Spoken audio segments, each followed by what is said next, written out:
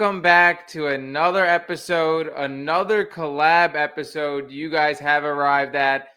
It is Sloppy Saturdays. It is Infinite Sports. I am joined here with my main man, Kenny.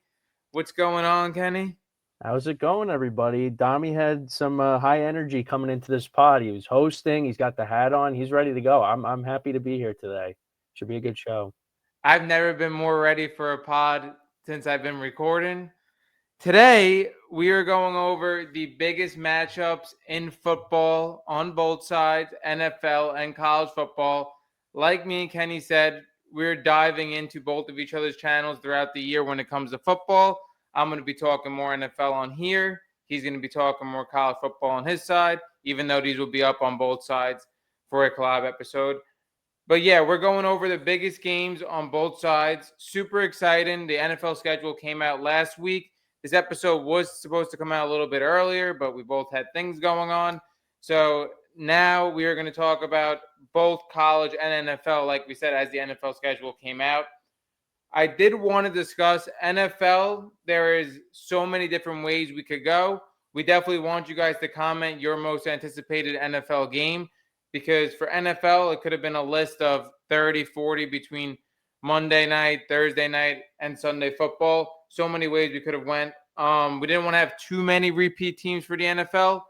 For college football, it's a little bit more dense, where college football, you're really anticipating certain matchups. Now, there are great matchups that we did left out, but like we said, we wanted to keep these lists to 8, 9 for each, so this episode doesn't run way too long, because we have a tendency of definitely doing that.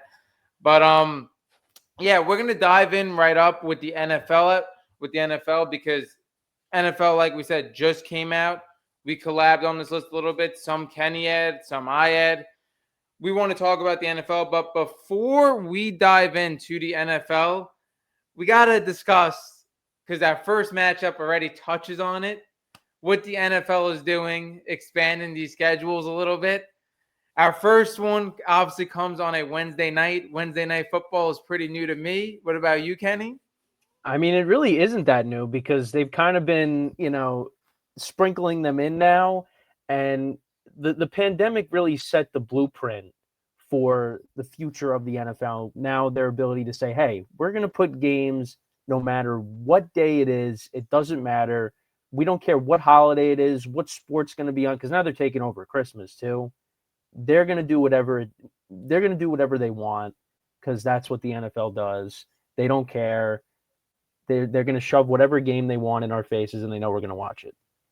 Now, for NFL, like you said, when you're competing with NBA was always NBA on Christmas. NFL is the most popular sport in America. They're gonna have the most watchers no matter what's on alongside it.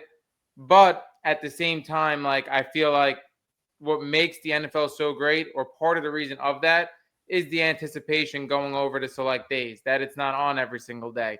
You anticipate the whole Sunday watching that whole entire slate, and the Monday nights and the Thursday nights. Now that it's coming on Wednesday, we've seen Fridays. It's just expanding way too much, and I feel like it's just going to keep expanding, because we all know it comes down to one thing, and it's money. What I would like for the NFL, I've said it so many different times, if they could get rights to more games on Sundays, and you could have more options on the Sunday slate at least, and not just be tuned into the games on your area. That I would like, but I definitely do not want more days in the NFL. But diving right in on Wednesday Night Football, we have Patriots Seahawks Super Bowl rematch. Not always it's the last game you see as your first game in the next season between the same matchups, but I think this Patriots Seahawks is going to have a way different outlook. When we saw on a neutral site in the Super Bowl, the Seahawks had a heavy line. The Seahawks come in at -3.5 for this game, and you see the Seahawks with some departures on defense. I don't even know if the Super Bowl rematch is necessarily going to be the biggest storyline. I have a feeling it's going to be A.J. Brown in the Patriots uniform. We'll see what happens there. It looked like a little more lined up a week ago, but now we see a couple of different teams come in the mix. I saw Jaguars are in the mix. I saw Chiefs are in the mix. So it's not like a for sure, like foregone conclusion that he's going to be in a Patriots uniform. He's definitely going to be traded, but I don't know if it's going to be in a Patriots uniform, even though I do think Patriots are the biggest favorite. So I think that will be the massive headline. Hopefully we get a much better game, because I think the Super Bowl, even though, again, Going into the fourth quarter, I thought the game was way closer than we thought. I kind of felt like for viewers that the Patriots just had no shot with how Seattle was able to get into the trenches, pressure Drake May, and the weapons Drake May didn't have in that game, and the offensive line. Hopefully, again, Caleb Lomu week one, but hopefully they could really shore up that offensive line against the Seattle front. Like I said, it's going to be a little bit different of a Seattle front. And at the same time, there's going to be different weapons. You have Romeo Dobbs, like we said, the possibility of A.J. Brown. It's going to be definitely a different look offense. No Stephon Diggs there.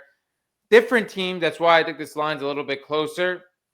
Now, I do think Seattle's going to come away with it because they are at home, and I do think they are going to be the better team in this game in the trenches. But like I said, a little interesting that we have the Super Bowl matchup, the rematch, right in week one. Yeah, I'm thinking back to some of the other matchups we've gotten where you had the opening game be the rematch of the Super Bowl. I think back to 2016 when we had the Panthers and the Broncos kick it off. Trevor Siemian was the starter for the Broncos, obviously, when Peyton Manning retired. That was a pretty good finish to that game. The Panthers missed a potential game-winning field goal at the end there.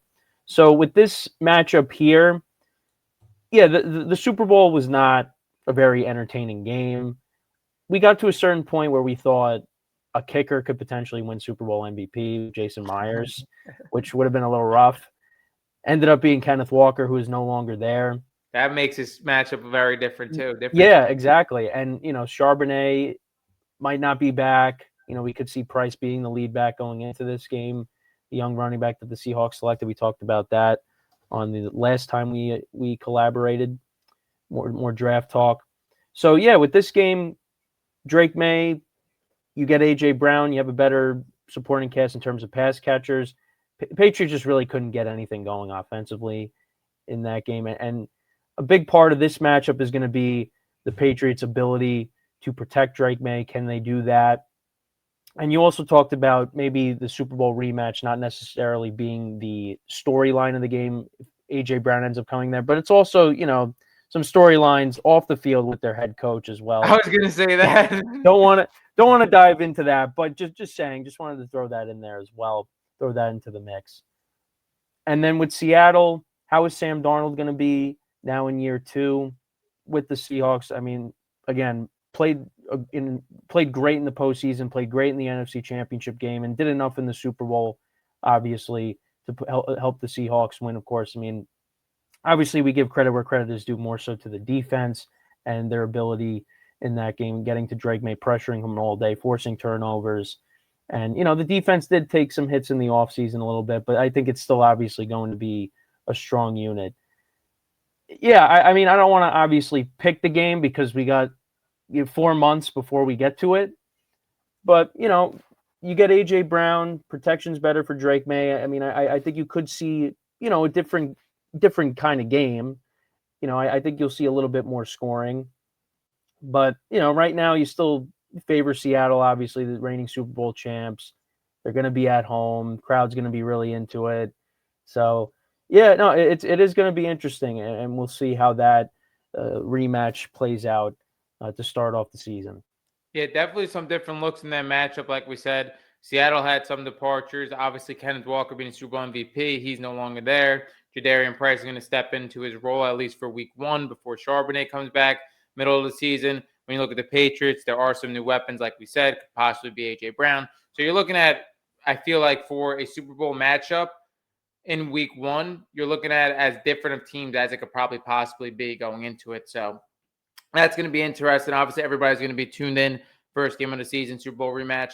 Next game we are going into, obviously, as we talk a lot of Giants on these podcasts, we are going over Cowboys Giants week 1, Sunday Night Football. Dallas is -2.5. It is at the Giants.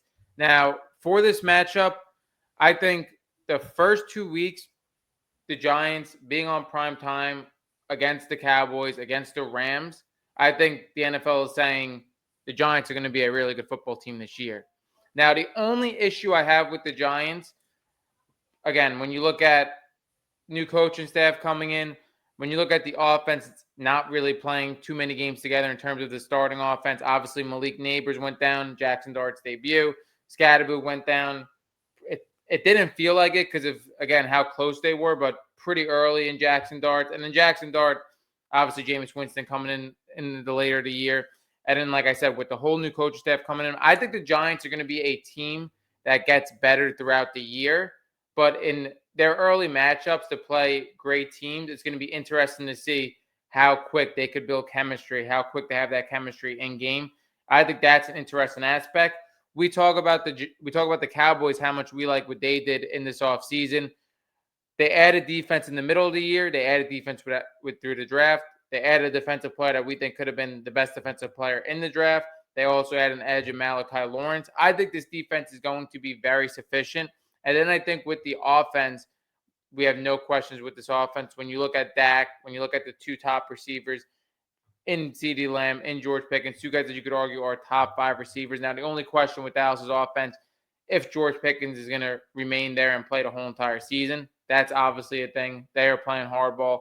But I think the Cowboys' offense is going to be super explosive, and I think their defense is going to be middle of the pack, which is all they need to really get them through the season. Obviously, it's a division matchup, and it could end up being a big game towards the later part of the season because when you look at the Cowboys, the Giants, along with the Eagles, and even possibly the Commanders, you're looking at 3 playoff teams that could come out of this division. So that's going to be huge. Fortunately for the Giants, they do open up at home. But yeah, I just think for the Giants, it's going to be interesting. And I talk about it a lot with college football with all the moving parts.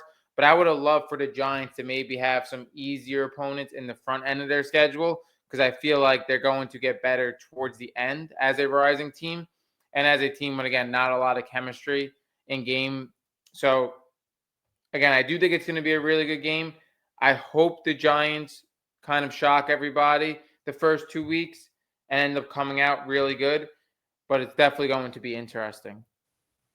Yeah. So, and you said they are opening up at home, which I understand that, but the Cowboy fans are going to take over that stadium as they always do. And this is a matchup from a couple years ago. The Giants had these expectations, they're coming off of the playoff win against the Vikings, Daniel Jones' new contract, you brought back Saquon. And I kept saying over and over again going into that game, because it was also a Sunday night game as well, opening night, week 1, that that game was going to determine the kind of season that the Giants were going to have, in my opinion. And what ended up happening? The Cowboys won 40-0, and the Giants had an awful year. They went 6-11, just a bad year, and it got worse. So I kind of have similar thoughts to this game, where I do think the Giants are a better team than what they were opening night in 2023. Like, I do believe that. And obviously, John Harbaugh now is the head coach. It's a new era now. And that's another reason why, we're talking about this game too, is this is John Harbaugh's debut now as the head coach of the Giants. And this is going to be the start, again, like I said, of a new era in Giants football. So I don't think it's going to be 40-0. I think this is going to be a competitive game. I'm really looking forward to it. What does concern me going into this game is, the recent news we got with Malik Neighbors. There's kind of no timetable on when he's going to come back because, of the knee injury that he suffered last year. And we, were there for it in person for Dart's debut. And unfortunately that had to happen. And then had another procedure to clean up some stuff in his knee as well. So yeah, there's no timetable on Neighbors coming back. So that is a blow to this team going into this game. But I do think with some of the veteran weapons that the Giants added, and hopefully Cam Scatterbo comes back and he can kind of pick up where he left off, that he also suffered a horrific leg injury himself. But the Giants did lose a lot of juice when he went down. And the Giants did beat, I know the Cowboys kind of took their starters out final game of the regular season last year, but Dak did start that game, and the Giants, they did win that game. So, but again, now you're going to have both teams playing at full strength the whole time, for the most part, again, besides the injuries I just talked about. So, yeah, this is a big game. This is a game that you can kind of put your stamp on and say, hey, we're here, we're legit for this season. And like you said, Giants open up 2 primetime games against Dallas and then against the Rams the following week. So yeah, the NFL is kind of banking on the Giants being a good team this year, and I think they should be a good team this year with the moves that they've made. And I think the defense is going to be pretty good. We say that every year, but they were horrible against the run last year, so you hope that they nip that. I know they lost Dexter Lawrence, but signed a couple of veterans, and the draft that you had, and again the veteran pass catchers you brought in, Dart going into year two. There's optimism going into this season for the Giants, and then on the Cowboys side, yeah, we've talked about how well they did. Adding at the trade deadline on defense, and the kind of draft that they had. Their defense is average along with their elite offense, and you figure out the George Pickens situation. Dallas is going to be very good. And for me, early on here, got some time obviously before the season starts, but to me, I look at the Cowboys as the favorites in the division. That's kind of how I see it. And could we see a scenario where you have 3 NFC East teams make the playoffs? Sure, you could definitely see that. Washington obviously made the championship game a couple years ago, but not really as high on them. And obviously, with how last year went, a complete flip of what the team they were the year before. Yeah, not really high on them going into the season. So, yeah, this is a big game, I think, for the Giants. And, the Cowboys, obviously, Giants, Cowboys, they seem to always open up against each other to start the year, and people are sick of that. I mean, you go over the last decade, I mean, they've played each other within the first couple of weeks, and usually the Giants are on the losing end of that. So, again, hopefully the script flips and the Giants are on the winning end this time with these expectations now, new era, new coach. They also extended Joe Shane, their GM, so take that for what you will. We'll see, but this is a big game to start off the year for both teams because both teams are going to be pretty good for the season. So we'll see how it goes. Yeah, like I said, for the Giants, I think for up and coming teams in both sports, you would like a softer beginning of the schedule and expect them to get better towards the end of the season. But I will say something for the Giants in this matchup, in the Rams matchup. It would be great if they take one of them, but they got to be in the game for both of them. For a team like this that's young, like I said, doesn't have too much chemistry together, but has high expectations and high hopes, it could unravel if you start the first 2 games of the season with 2 contenders and don't stay in the game. They got to have good takeaways from these games. Like I said, it would be phenomenal if they were to split in this game. Who knows? Maybe they could go 2-0 in this game and we just get shocked. But you can't get the doors blown off for you in both games and not contending the game, because I could see that unraveling and then the season just turning into a complete mess. So these early games are crucial, I feel like, for the Giants. It is going to be interesting to see how they come out. Like I said, you said obviously debut of Harbaugh, and just again a team with not a lot of chemistry together, but a lot of talent. I think, like you said, the NFL is really banking on this Giants team being a really great team. Now we go into week 3, Sunday, 9:27. We are going Rams Broncos. Rams are minus 2.5-point favorites at Denver. Denver, super interesting team. We always talk about. I mean, we talked about towards the end of last season. Obviously, we don't like to dive into hypotheticals, but you could really argue that the Broncos were the best team in the AFC. The Broncos would have been in the Super Bowl if Bo Nix was healthy. And the Broncos may have possibly put a better matchup and could have possibly won a Super Bowl. Obviously, that was robbed of them. We still don't really know how it was robbed of them because, again, we saw Bo Nix late in that game, and then it just came out of nowhere. We were all shocked. Now you see Rams Broncos, and you could argue this year, again, there are a lot of contenders in the AFC, where in the NFC, it really comes down to 3 teams. But you could make the argument these are the best teams in either conference. There's a strong possibility. Both are great in the trenches. I think both have really good quarterbacks. Obviously, people still aren't 100% sold on Bo Nix. Obviously, Stafford is a Hall of Famer. It is going to be interesting. With the Rams, I think they kind of put a lot of the Ty Simpson stuff to bed, at least, again, early in the first year and a half. They give this massive extension to Stafford as of yesterday for 2 years, so he's going to be the quarterback there for the next 2 years. I think the Rams are going to be great again. For the Rams, obviously, a couple of things are depending on it. Is Devontae Adams still going to be an impact player? Obviously, we're getting into his last years, whether it's the next year or 2. I love their running game with Kyron and Blake Corum. Obviously, Puka Nacua, a lot of stuff going on there. But hopefully, again, he's ready to go. Hopefully, nothing impacts the NFL for him. And then, yeah, I think their defense is going to be good. I think the secondary moves they made, we talked about that that could be the difference with this Rams team now, really winning another Super Bowl. What they were able to do with that secondary. We saw that secondary get torched late in the season, really all throughout the season, but it really came an impact in the NFC Championship game. Now they shore it up with the two Chiefs corners. So again, I really like that as well. What this Rams team have been able to do with their late picks, getting all these starters in their front seven, obviously gave them room to add in that secondary. You could argue again, they are the most complete team in all of football. I would definitely again have to agree with that. But again, I think the Broncos, what they did was really good as well. Now, I didn't really love what they gave up for Jalen Waddle, but I think it's going to be a great addition for them. I think he definitely diversifies that room along Cortland Sutton.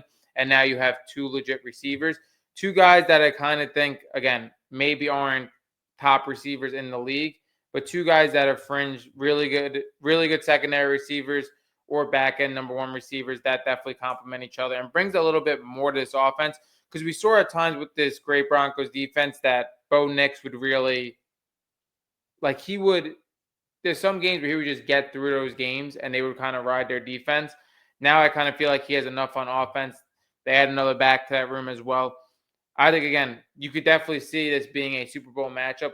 Two most complete teams, arguably, in both sides. I think it's going to be a phenomenal game. Rams are -2.5 at Broncos, which is a little bit surprising to me. Again, I think a lot of people think the Rams are the best team in the NFL but to be a 2-point favorite away with how good the Broncos are, kind of surprising to me. I'm not really going to make a pick on this game. I think it's going to be just a great game, though, between the two. Yeah, it's the two runner-ups from each conference last year. I mean, obviously, if Bo Nix didn't get hurt, Broncos would have been in the Super Bowl, and who knows what would have happened then?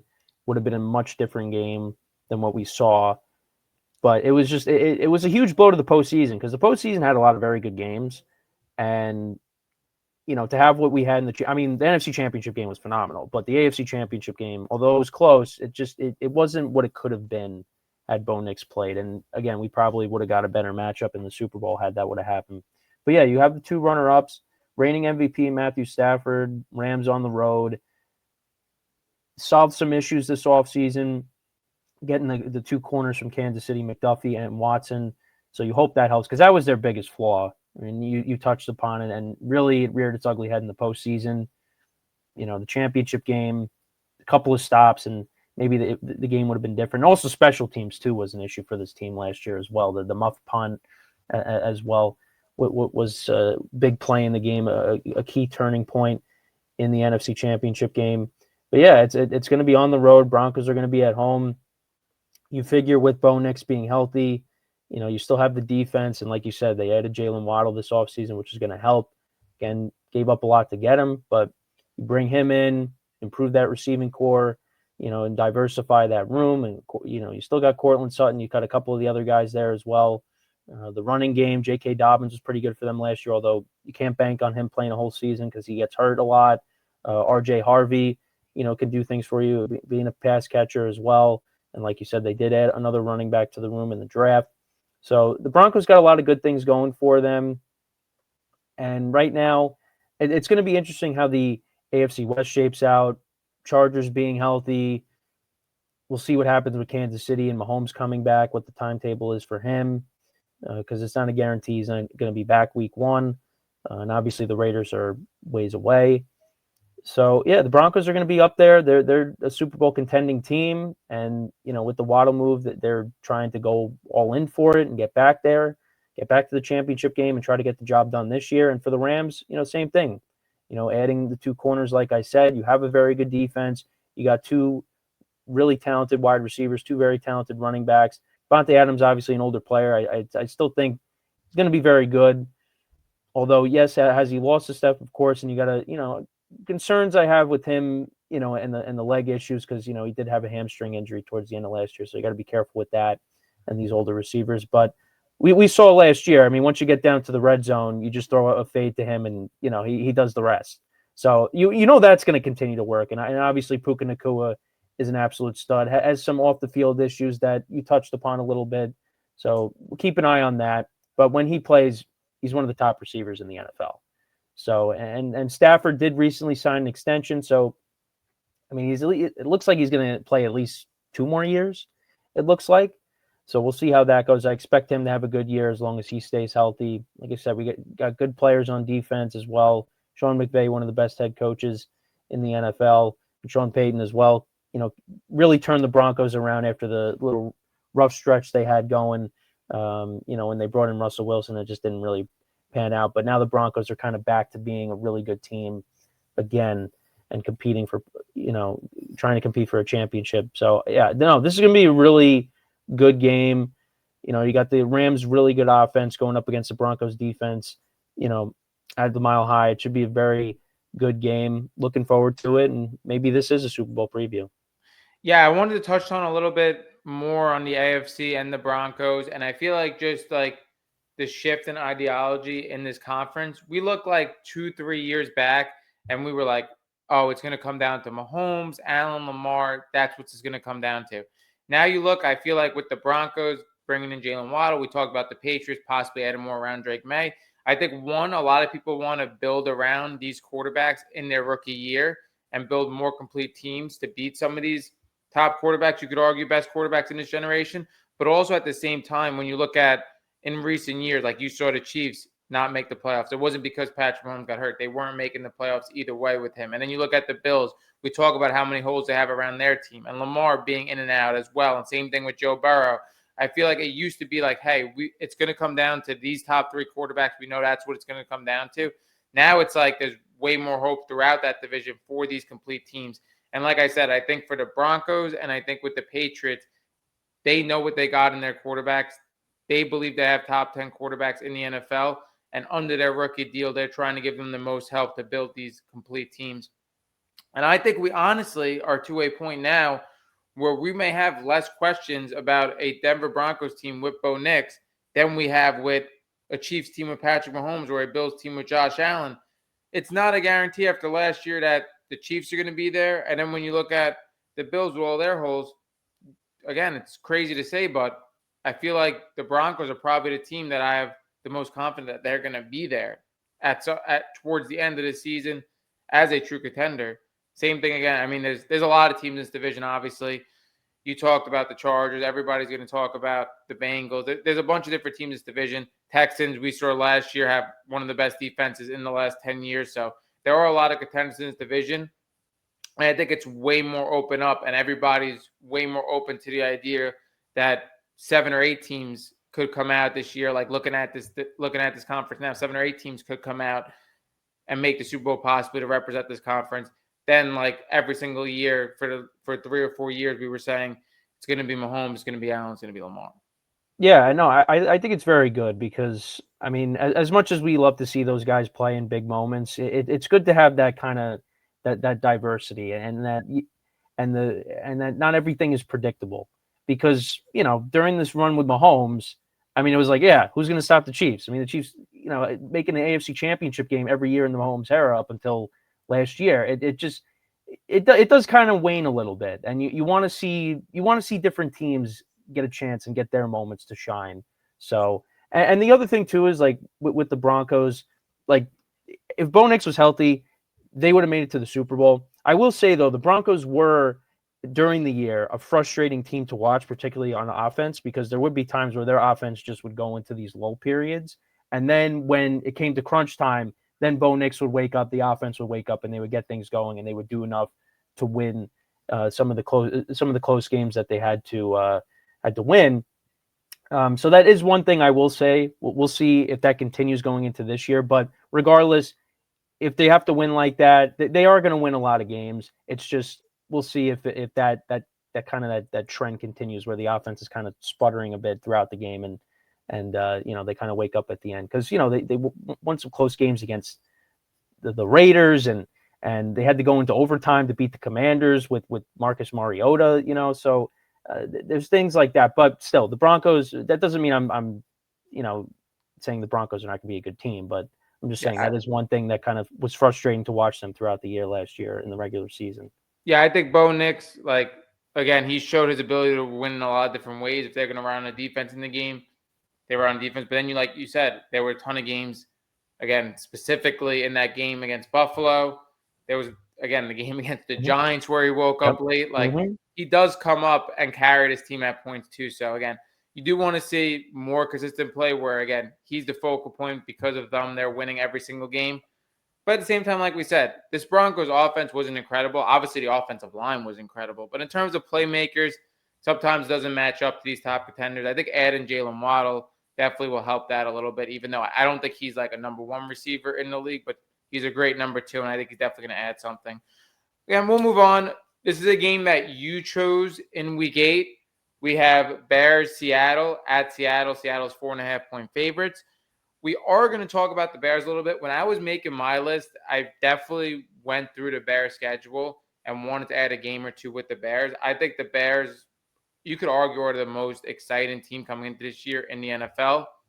I think Caleb Williams, when you look at his ceiling, I think his ceiling is ridiculous when it comes into NFL. Like, this guy could be a top 3 quarterback for sure. When you look at Caleb Williams, he does stuff that you cannot teach. When we look at the throws he makes in clutch time, like, you can't buy those stones. There are quarterbacks we are still waiting on for 7, 8 years to have the big moments that he's had in his second year. And then when you look at what he doesn't do well, being consistent quarter from quarter to quarter and short intermediate throws, if you have the ability to make these crazy difficult throws in the clutch, you should be able to shore up these down to down throws as well. So that's why I think his upside is ridiculous. And then when you look at the offense around him, when you look at Rome Odunze, Luther Bird, and Colston Loveland, guys that haven't even scratched the surface and on the same timeline as Caleb Williams to grow together, I absolutely love it. And then when you look at along the same timeline with a young coach in Ben Johnson and a defense that's really good. We love the pick of Dylan Diedemann that they added. I think he's going to be an impact player definitely by week 8. The Bears, depending, again, Caleb Williams, if he's in like MVP talks, this is a team that could most definitely come out of the NFC with how he could grow with his offense. When you look at Seattle, we talked about Seattle again. These teams that were mentioned the second time around, to keep this episode under 2 hours, I'm not going to just keep diving into the same teams we already talked about. But obviously, Seattle, you look at the top of the NFC, won the Super Bowl last year. We talked about how they're a little bit different from this year. But again, they're going to be definitely a top 3 to 5 contender in the NFC without a doubt and could possibly go to Super Bowl again. It's going to be tough. That game is at Seattle, but it's definitely one of the best games on the Bears schedule. And you could look at this game as a pivotal point in the middle of the season, week 8, possibly against your best opponent. Bears come out in this game, we could be talking about the Bears possibly as a team to go to the Super Bowl without a doubt. Yeah, and we almost saw this matchup last year. Had Caleb Williams not have thrown that pick in overtime, which most of the blame was on DJ Moore because he just stopped running. Don't know what was going on there. And you're not going to really have to worry about DJ Moore anymore because now DJ Moore is now with the Bills. But DJ Moore obviously had made that great play, that touchdown in overtime against the Packers. But yeah, it's going to be all about Luther Burden and Rome Odunze now taking on more pivotal roles in this offense. And you got the nice running back duo as well back there with DeAndre Swift and Kyle Monungai. Showed you something his rookie season. And now Caleb Williams, is he going to continue to ascend in year 3? I mean, I think so. I think we both think that. I mean, like we said, there's obviously some things he's got to improve on, but he made some incredible throws. The one I just mentioned with the DJ Moore throw to beat the Packers in overtime, but obviously in the playoffs too. I mean, the play to Rome Odunze against the Packers in the playoff game on that 4th down play, and then obviously, and it was actually on the other day, the playoff game against the Rams. I mean, on the 4th and 4, and he's scrambling around trying to improvise. And we were watching that game together as well. And he just heaves it up, and Cole Kmet's open in the back of the end zone, which was just, I mean, it was just unbelievable. The plays that this guy makes, and just his playmaking ability, just not just with his arm, but with his legs as well. I mean, he's quite the player. He really is, and I mean, he's definitely going to continue in that upward trajectory, especially with having Ben Johnson as his head coach and what he's able to do with him now. And this is going to be a true test for him. Because I do think had the Bears gotten past the Rams, I think it would have been an ugly game for the Bears just because Seattle's defense was just playing at another level and the Bears defense just wasn't very good last year. So I think Seattle would have had their way with the Bears, and especially with Seattle being at home too. I don't think it would have been as competitive as the matchup that we got with the Rams and Seattle in the championship game. That's just my opinion. But now this is a different year.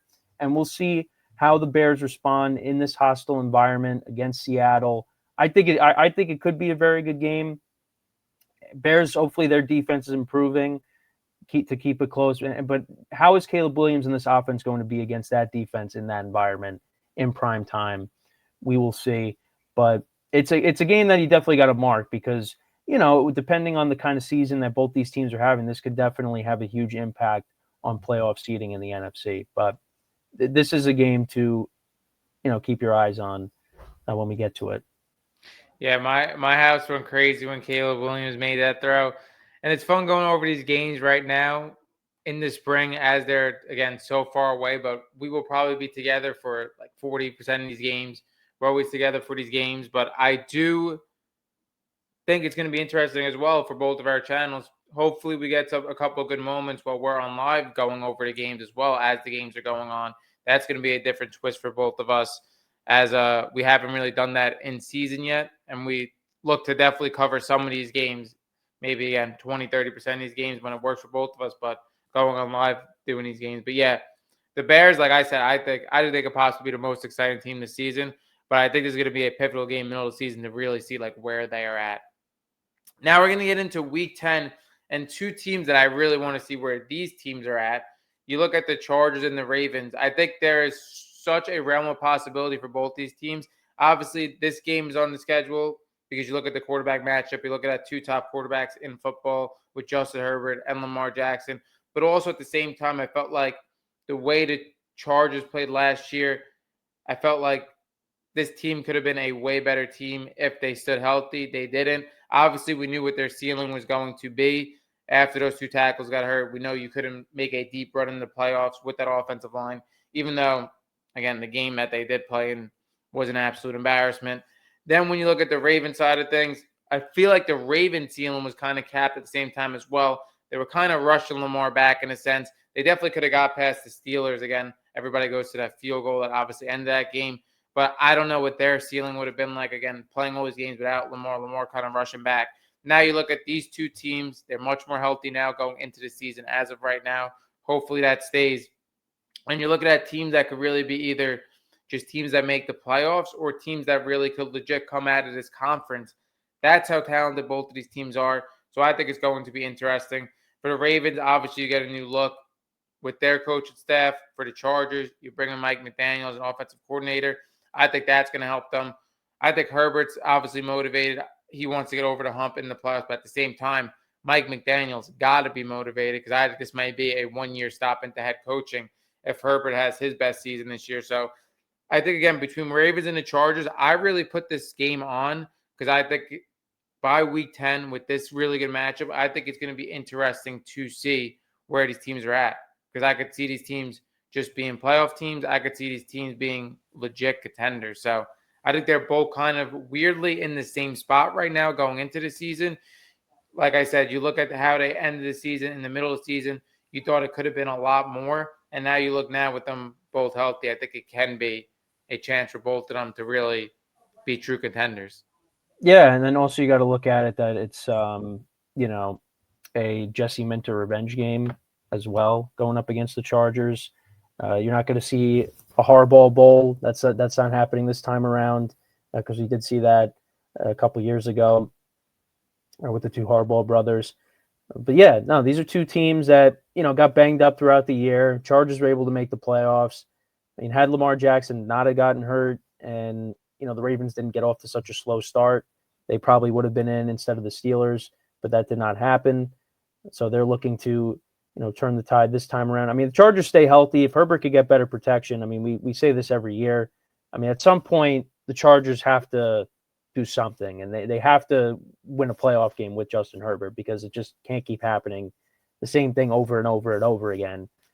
And look, I mean, it was a very low-scoring game against the Patriots in that playoff game. I mean, both teams could not move the ball, but the Patriots, they did just enough to win that game. And Herbert did what he's been doing, and that's getting sacked all the time because he just can't. He's taking too many hits, and he's getting hurt from it by taking a lot of hits, playing hurt. And it doesn't help when you have two of your offensive tackles go down. So the offensive line can stay healthy, and they dealt with injuries with their running game as well, and the defense is okay, the Chargers are going to be a good team this year. And then on the Ravens side, it's a new era for them. Lamar Jackson still got some good years left. You made some improvements on the offensive line, which kind of been a little bit of an issue. Derrick Henry still got running the football, and I think still got some good years left. It doesn't seem like he's slowing down, but again, you kind of take it on a year-to-year basis because of the position that he plays and obviously the age as well. But I think Derrick Henry will still continue to run the football well for them. You added some wide receivers through the draft. The defense, struggled rushing the passer. That's kind of been a problem. So you hope that improves. I mean, I think the Ravens, if they're healthy this year, they're going to be. To me, I look at them as the favorites in the AFC North as of right now. I know the Bengals have improved, and the Steelers obviously are going to hang around 500. But I think right now you still got. I still look at the Ravens as the favorites. Yeah, And this game, I thought you were going to say AFC North. Yeah, I agree. no, yeah, AFC North. No, not the favorites in the AFC. I'm not saying that, but in the AFC North, yes, I do look at them as the favorites, and this could be a pivotal point in the season for both teams. I mean, maybe one of them is kind of looking to get themselves back in the conversation, maybe struggling a little bit of a low period, and this could be a huge game, for both sides. So, we'll see how it goes, but yeah, I think for both of these teams, they're looking to bounce back after again some injuries and obviously playoff performances that you kind of want to throw out the window. Yeah, I think definitely for the Ravens, there's probably a little bit more questions. I mean, when we look at Lamar, I feel like a lot of people aren't really taking it into consideration. We've had this conversation with our friends. A lot of people just completely disagree with me, but it's all good. Like, I feel like Lamar, when he rushed back last season, he was not the same running the football. So I don't know Yeah, necessarily I do. No, I do agree with that. with him keep having these injuries if he's going to be at the height that he once was as an MVP quarterback running the football. If he comes back and he comes back as the same player 100%, again, this team could go as far as possible. But I don't know with every injury with Lamar, and we talked about how different of a quarterback he is to other quarterbacks, not even traditional quarterbacks, just to other quarterbacks in general. His timeline just probably has to be with his prime a little bit shorter. So I want to see if he's going to come back and be the same player running the football. Because if he's not, I don't see the Ravens going the same length as we think they can. And then also with Derrick Henry, like you said, it's a year-to-year thing. Derrick Henry looked great last year, but again, we see people at his age at that position. It could be a completely drastic year-to-year. Derrick Henry's the same player. This team could go very far. If Derrick Henry isn't, it's not going to be the same way. And then and we were talking about the Chargers a little bit. I think their offense is a little bit improved, but again, it's going to be interesting how this offense is going to be without a legit number one guy. I like the spectacular plays of Quentin Johnson. I thought he got much better last year, even though there was definitely inconsistencies. Lad McConkey, a little bit disappointed from his rookie year. Still think he's a really good player, getting open in the slot. And then you look at Amar and Hampton, probably the biggest X factor in this offense.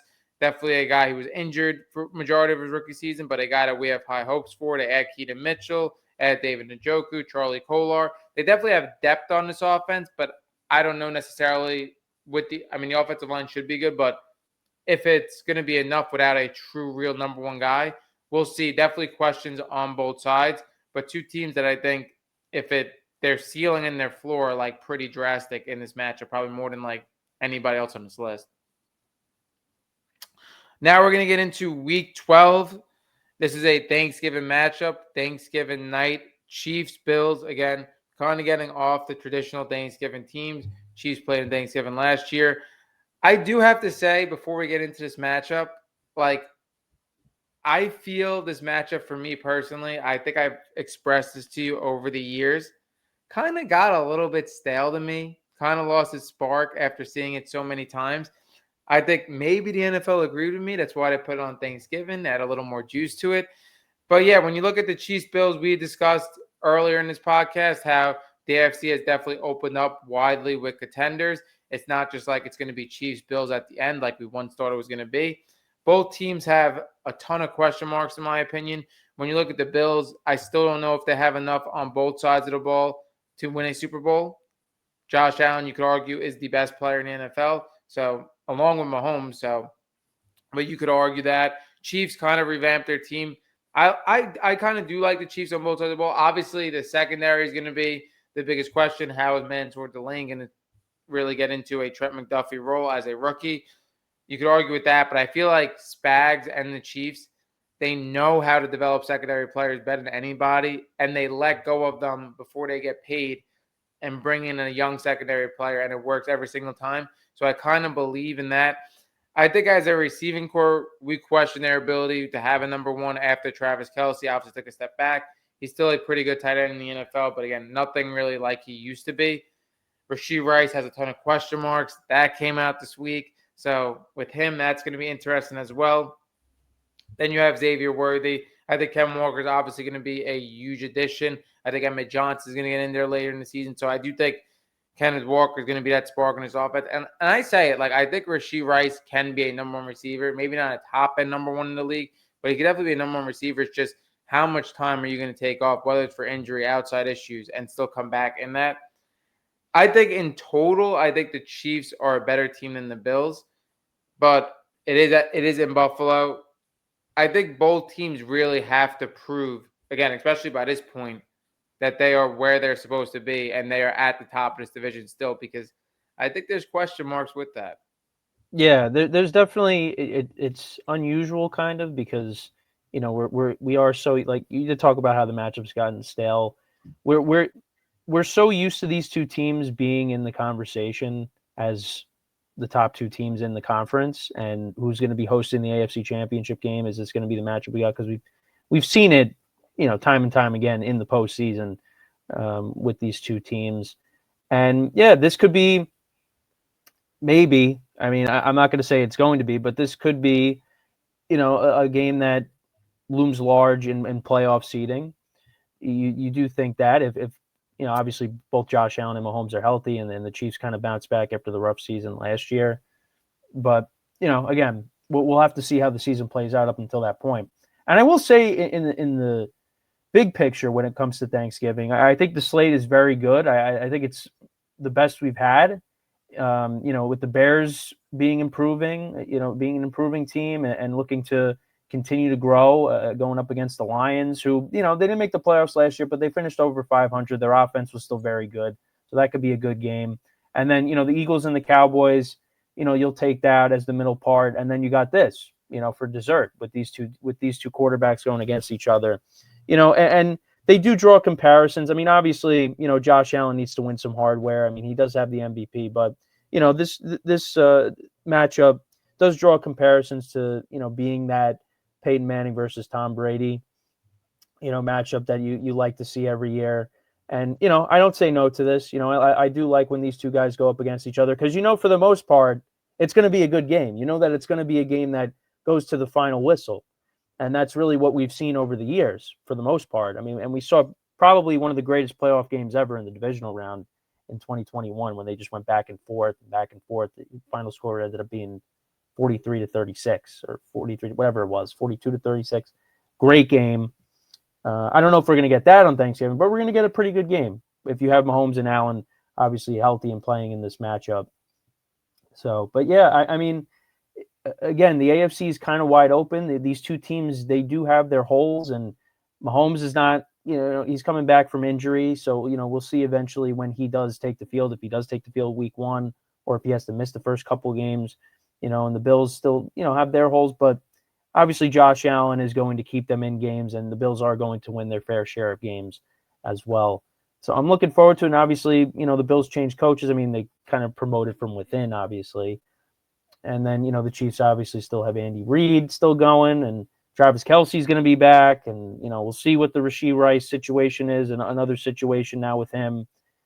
And, with the improvements in the running game, bringing in Kenneth Walker, you draft a running back, like you said. So kind of a different feel to the running back room, because that's kind of something that the Chiefs have struggled with over the years, is running the football. You want to give Patrick Mahomes a running game so he can benefit from that. And the defense is going to be good. Usually, I know, again, you lost some pieces, but with Spags and with the veterans they got there, Chiefs defense is still going to be a good unit. So I'm looking forward to it. It'll be good. I do want to ask you this though. I know we're not going to talk about this game, but how do you feel about a game on Thanksgiving Eve? I know I think we kind of touched upon it in the beginning, but how do you Yeah. feel about a game on Thanksgiving Eve? Because it's Packers Rams. It should be good, but we don't need it. We don't need it. Yeah, I didn't throw it on the list because I hate it. Like I just hate the whole idea of it. Um, Kind of ruins Thanksgiving Eve from a going out standpoint. We usually go out during Thanksgiving Eve. I actually like for some reason I'm always working during Thanksgiving Eve. Sometimes it's like weird how it falls on.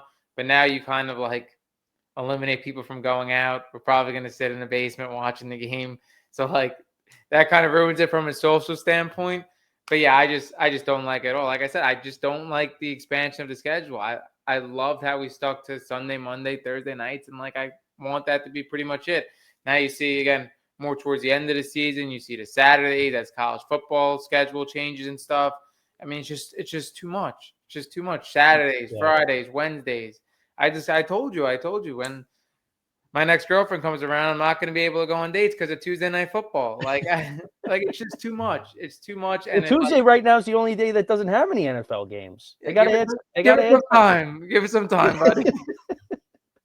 But yeah, it's just too much. Gonna have Like the game again, every single day one week. There's gonna I be no think games on Sunday. I think the NFL like again, it's always going to be the best sport. Football is always going to be the best sport for us. But at the same time, it is going to lose a little bit of spark if you have it every single day. Like again, if you have a steak dinner once a month, you look forward to that steak dinner.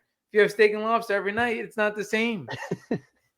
So I don't like it. Again, I like again how we get together on Sundays, Monday, Tuesday. Everybody looks forward to it.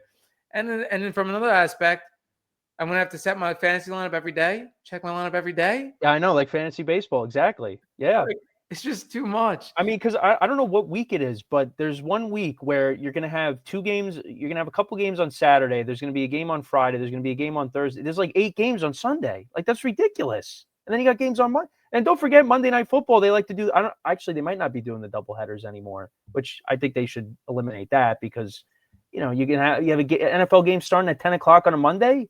People on the East Coast are going to bed. They're getting ready for work the next day. I remember I went to Ridiculous. your house at like 10:15 on Yeah, Monday. we watched the Chargers Raiders game. But now things have changed since then. We can't be doing that, right? We can't be doing that. Then if you My dog started too, agrees with that, by the way. If you hear barking in the background, it's ridiculous. then if you started too early, it's like you're starting it before people even get home. If you start at Yeah, like 5, exactly. I It's remember I remember during like COVID, there was times like a game would start at like 5. well, yeah, because there was that Wednesday game. It was the Steelers and the Ravens. We were supposed to get it on Thanksgiving, and the Ravens had all these players getting COVID, and we had to have RG3 play against the Steelers on a Wednesday. And then there's sometimes on the Monday game doubleheaders, there were times too where you would have two games. One was at like 8 and one Yeah, was at 9, and it's just like overlapping. yeah. I know.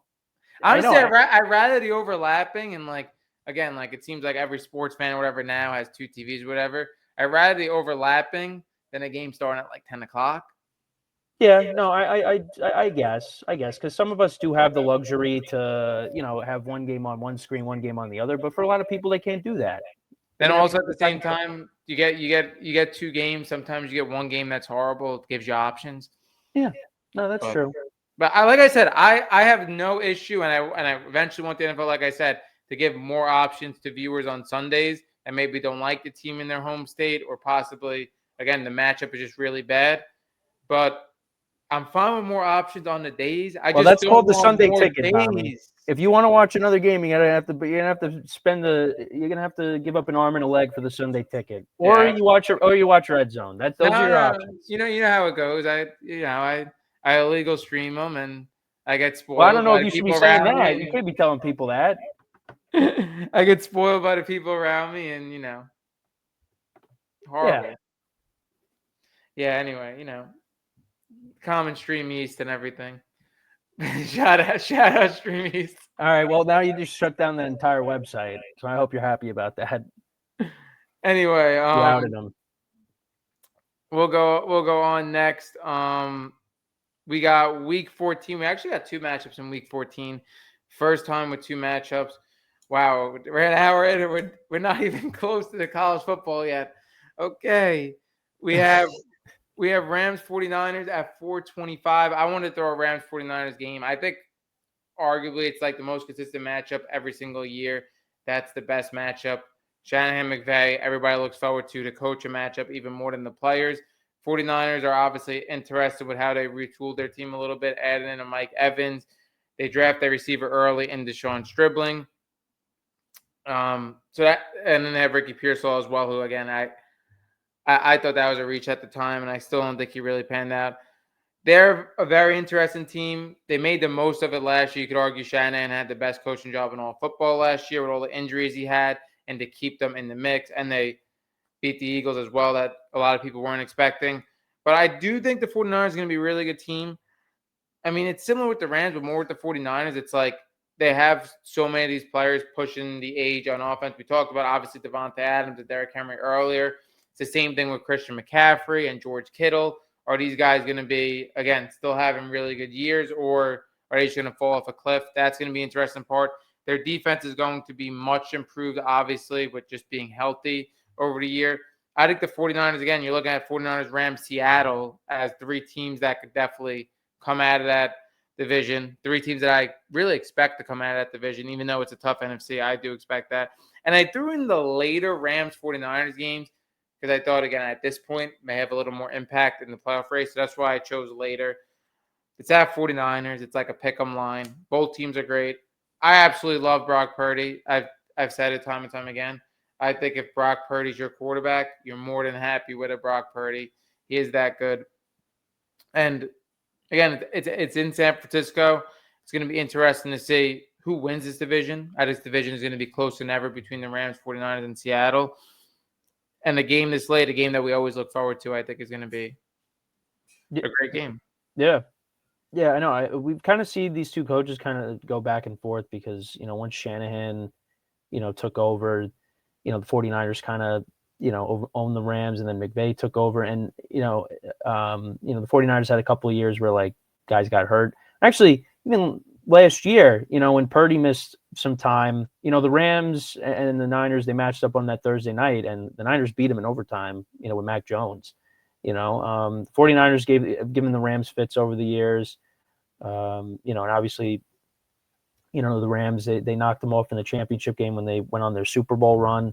But yeah, it is always fun when these two teams go up against each other. And yeah, you got some veteran players on both sides that, you're hoping that they continue to produce. I mean, George Kittle obviously, tore his Achilles. So we'll see like when the timetable is for him to come back later in the season. McCaffrey, was healthy the whole year and had a really good year for himself. And, they added some wide receivers both in the draft and free agency. The Niners did. And, defensively, they really got exposed by the Seahawks. I mean, the Seahawks just absolutely destroyed them in all facets in the championship game. I mean, they set the tone with the Rashid Shaheed run back, and then it was the game was over from there. But you're hoping Fred Warner comes back healthy, Nick Bosa comes back healthy. They brought back Dre Greenlaw, who tore his Achilles in the Super Bowl when they matched up against the Chiefs, but spent the last season with Denver. So adding him back, we'll kind of see how the Niners do. I mean, I think they'll definitely be in the mix, and I haven't really looked at their schedule in depth, but last year they kind of had a softer schedule because they finished in last place the year before, and they were able to bounce back and make the playoffs, won a playoff game.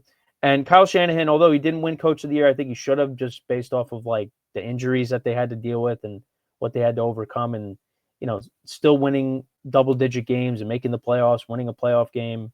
I mean, the playoff game doesn't factor into it, but still, like, he should have won it, in my opinion, but he didn't. But they'll be a good team. Rams, obviously, I think are still better, and I would put them more in the conversation as Super Bowl contenders than the Niners. Niners are definitely going to be in the mix for the playoffs, but this will be a big game later in the season.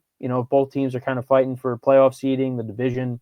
It's always fun when they play against each other, like you said, and both teams are healthy. It's going to be a heck of a game late in the season, and they open up the season against each other in week 1.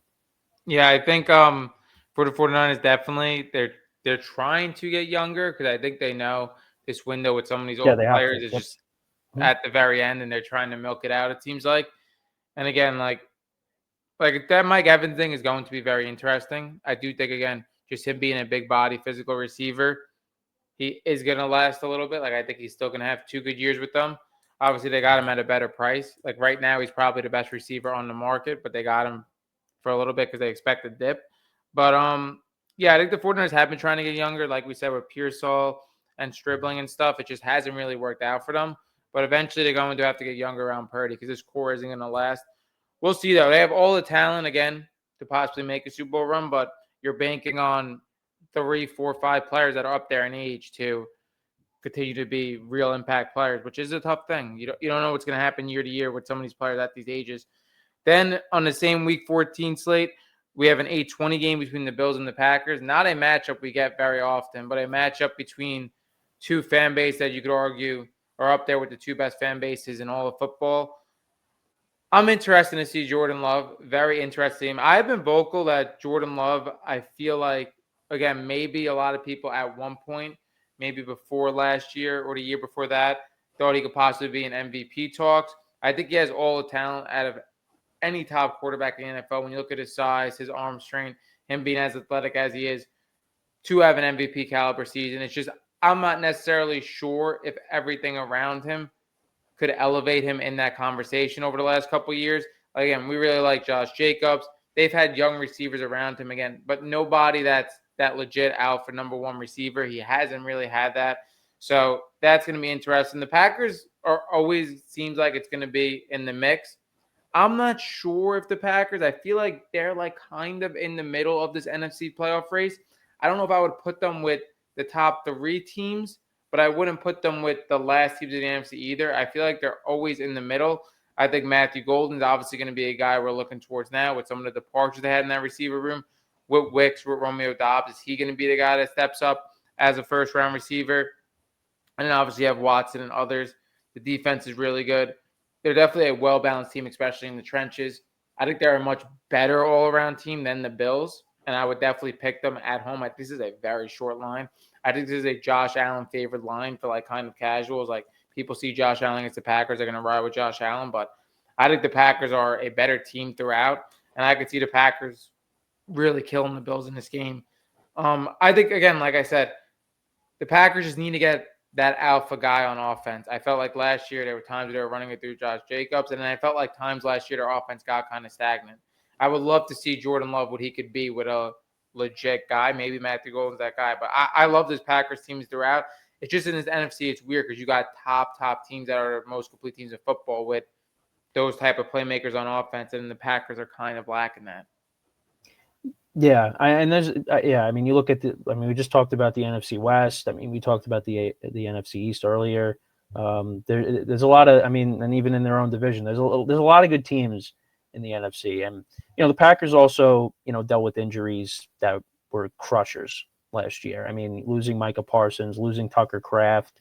I mean, they lost some key guys on both sides of the ball that kind of impacted their season. And Jordan Love played really well in the playoff game against the Bears, and then the Bears just lit it up and came back and eventually won the game. And I don't really put the blame on Jordan Love necessarily, but yeah, the offense didn't kind of generate anything, during the Bears comeback when they needed to, but they had some special teams issues as well. I mean, it just Jordan Love played well. They ended up losing the game. But yeah, Josh Jacobs has been a great signing for him. The first 2 years, he's been very good. You get Tucker Kraft back healthy. That helps the offense immensely.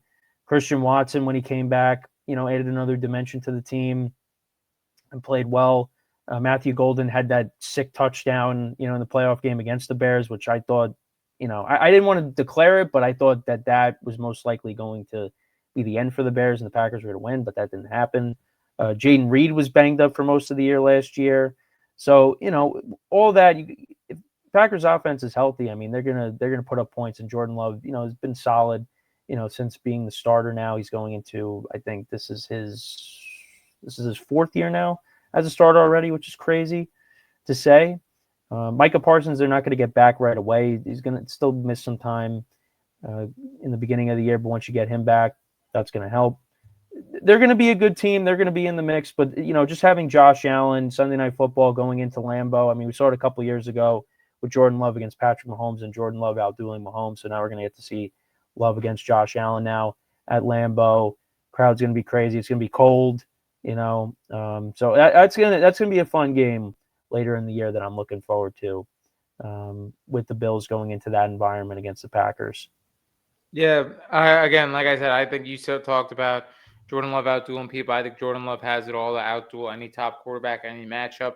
Talked about Jaden Reed a little bit. I talked about Matthew Golden. Feel like somebody has to step up into a top receiver, into a number one receiver. And I'm not that confident it's going to be either guy because I haven't seen too much from them yet that really display that can happen. I think it's possible. But yeah, it's going to be interesting. I have the Packers definitely in that matchup. Like I said, I'm not really trying to make too many predictions that early, but I like the Packers there. Then in week 17, the last game, we have Lions Bears. Lions are a team I've been very vocal about. I don't really believe in Dan Campbell much at all. I felt like he kind of rode with his coordinators, and I feel like he was just a guy that fell in the right place at the right time. I think the GM there has done a phenomenal job hitting on all these draft picks. He came in right around that time. He had two great coordinators that became head coaches. Maybe one shouldn't be a head coach, but that's another story for another day. But Lions, Bears, I think it's going to be interesting because if the Lions could get back with all the talent that they have, this could be a matchup in week 17 that could possibly decide that division. So that's why I threw it there. But at the same time, we could see something like last year where the Lions aren't there. So again, I think it's going to depend more on the Lions side. I think the Bears really are definitely going to be there. That's how much I believe in the Bears. But the Lions have so much talent. The problem with the Lions for me, they made an investment in their offensive line in the offseason, which I think they definitely needed with Jared Goff being the quarterback that he is. But for the Lions, I felt like this happened every year. And I think Jared Goff is a good quarterback. Don't get me wrong. But in the modern day NFL, when it comes into a playoff run, there's going to be a point in time where the pass rush is going to be heavy for the Lions. And when you have a quarterback like Jared Goff that can't move laterally, it's either going to really speed up your offense or you're just going to get a ton of pressure and not be able to handle it. That's why I feel like the Lions kind of have a cap ceiling. But again, with all the weapons that they have, with how creative they could be, I mean, with Gibbs and Amon-Ra are arguably the two best offensive weapons in the entire NFL. Jameson Williams, you could argue the best field stretcher in the NFL. Sam Laporta. They added Pacheco to replace Montgomery. Obviously, they wanted to add to that offensive line, which I think Pacheco is a good move. In like a limited role in a short downage, thumper, red zone role. It's going to be not like, again, a couple of years back with Montgomery and Gibbs where it's close 50-50. I think it's going to be like 80-20, but does take some of the pressure off. And I think the defense could be definitely better this year. Again, the Lions are another one of those teams I feel like they fall into the Chargers-Ravens boat. They could be a playoff contender. They could be a team that could possibly go very, very deep, depending on how it all pans out. Again, I just say a year for Dan Campbell. I've said it. If he doesn't make the playoffs this year, I think they definitely move on from him because his team has so much talent when it comes, especially on offense. Even on defense, we had Hutchinson and stuff too. Like they have great players all across the board. It's going to be interesting to see if they get back. Another team to see if they can get back to where they were. Yeah, I mean, they lost some close games last year, particularly the one to Pittsburgh at home. They were right there at the end to score a potential go-ahead touchdown. It looked like they did, but then there was obviously, a flag on the play. You also had the stinker on Christmas. They lost to Max Brosmer and the Vikings. So there were some bad losses in there, some close losses that they had that maybe could have changed the tide for their season. And like Dan Campbell said, after the NFC Championship game loss to the Niners, I mean, that could have been their shot. And so far, it's kind of been proven right. Because a couple of years ago, you're the one seed, you had home field advantage, and then you lose to Jaden Daniels and the Commanders. They just went up and down the field against your defense. And the defensive coordinator, like you said, is now a head coach in the NFL. So last year, you go 9-8. This year, I mean, I expect them to still, be in the mix, be a good team. Their offense still put up points last year. But yeah, I mean, you play in a tough division. Division's gotten better, and the conference is very good as a whole. So again, another team. I mean, I got to go through each team individually with the schedules because we're going to do predictions at some point.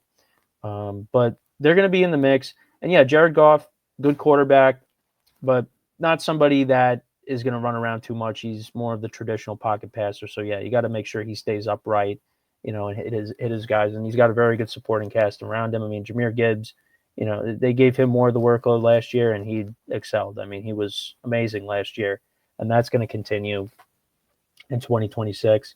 So, and someone you didn't talk about, Isaac Tesla, the third option, made some good plays last year for them as well. So, yeah, I mean, they just got a ton of weapons on that offense. The defense at times could be a little suspect, but they can make plays. They're going to be a good team. They'll be in the mix. But if they don't make the playoffs, like you said, I mean, it could spell the end for Dan Campbell uh, in Detroit. Yeah, so that was our last game on this NFL schedule prediction. Um, Anything you have to add for the NFL before we get into college football? No, I mean, there's some other games that maybe we didn't get to. I know the Bills are playing the Rams this year. I mean, that was a marathon game a couple years ago. I mean, Josh Allen had 6 touchdowns in that game. I forget what the final score was, but that was a great game. Broncos Chiefs are opening up Monday night, Week 1. If Mahomes is healthy, that could be an interesting game, to say the least. Just some games like that. We'll see. But also one quick thing I got to throw in. We didn't really talk about them that much, but Aaron Rodgers is back. Yeah, we didn't talk about the Steelers. I don't know why. Big Steelers fan across from me had no Steelers games, but No, look. We had to go to some of the other marquee games. Listen, it's not about being my fandom. We gotta give the people what they want. Talk about the big matchups. yeah, I was a little upset Aaron Rodgers came back. I would have liked to see Drew Allen this year, but all right. We get another year of Rodgers, and that's it. So maybe we see Drew Allen next year. We get into college football now. College football is going to be interesting. Hopefully, because there has been talk among people. We usually do a college football game every year. We travel a little bit. Hopefully, one of these games we catch. I know there was multiple games when I do want to year say started. I do want to say though, you say we go on these trips every year, We but I missed do want to last call year. I do want to Like call we us out. missed the year. We did not go on the trip last year, so don't say every year because we didn't go on it last year. Yeah, we missed the year, but you know, our group goes on a We're college we're football trying we're trip every trying to make year. it we're trying to make it a tradition is what we're saying. So it's gonna be interesting in that aspect. We are planning on going to one of the marquee games, so it should be one of these games if we do go, because again, they everybody wants to go to a ESPN type of game, ABC game. We'll see. We're definitely going to get into them. Hopefully, I was talking about it as well with somebody. I would like to do something for a little bit. Like obviously, we love to enjoy the experience. I would love to do something with content. Maybe if we go live for 30 minutes, or we get a mini mic and talk to people outside the stadium. Like I do want to do something cool with it. We'll see. There definitely will be content and clips regardless of us at the game. Like whatever Yeah. No, certain definitely. touchdowns we'll record definitely for you guys. But if we even go, Yeah, no, that's the thing. We gotta be going. We gotta lock it in that we're going. Because yeah, if we're we definitely not, got to lock then it in. we're gonna have to do a live from our couches. So Hopefully, in the next month or two, we'll have more information for you guys on that. But anyway, we're going to get into these games. I talked about it. I feel like college, again, there are definitely a handful of 5, 10 games that we could have put on this list, but it's not like the NFL where there's like 40 games that it could have been on the list. There are some pretty obvious ones. Getting into the first obvious one, a game like we said, we could be going to. Ohio State, Texas, a game last year that everybody was super hyped on, yep. and it really didn't deliver. It was a 14-7 game. Cardinal Tate made a great play to kind of extend that game out of reach. Matt Patricia had an unbelievable plan for Arch Manning. Arch Manning, we know. I love the momentum that he had later in the year.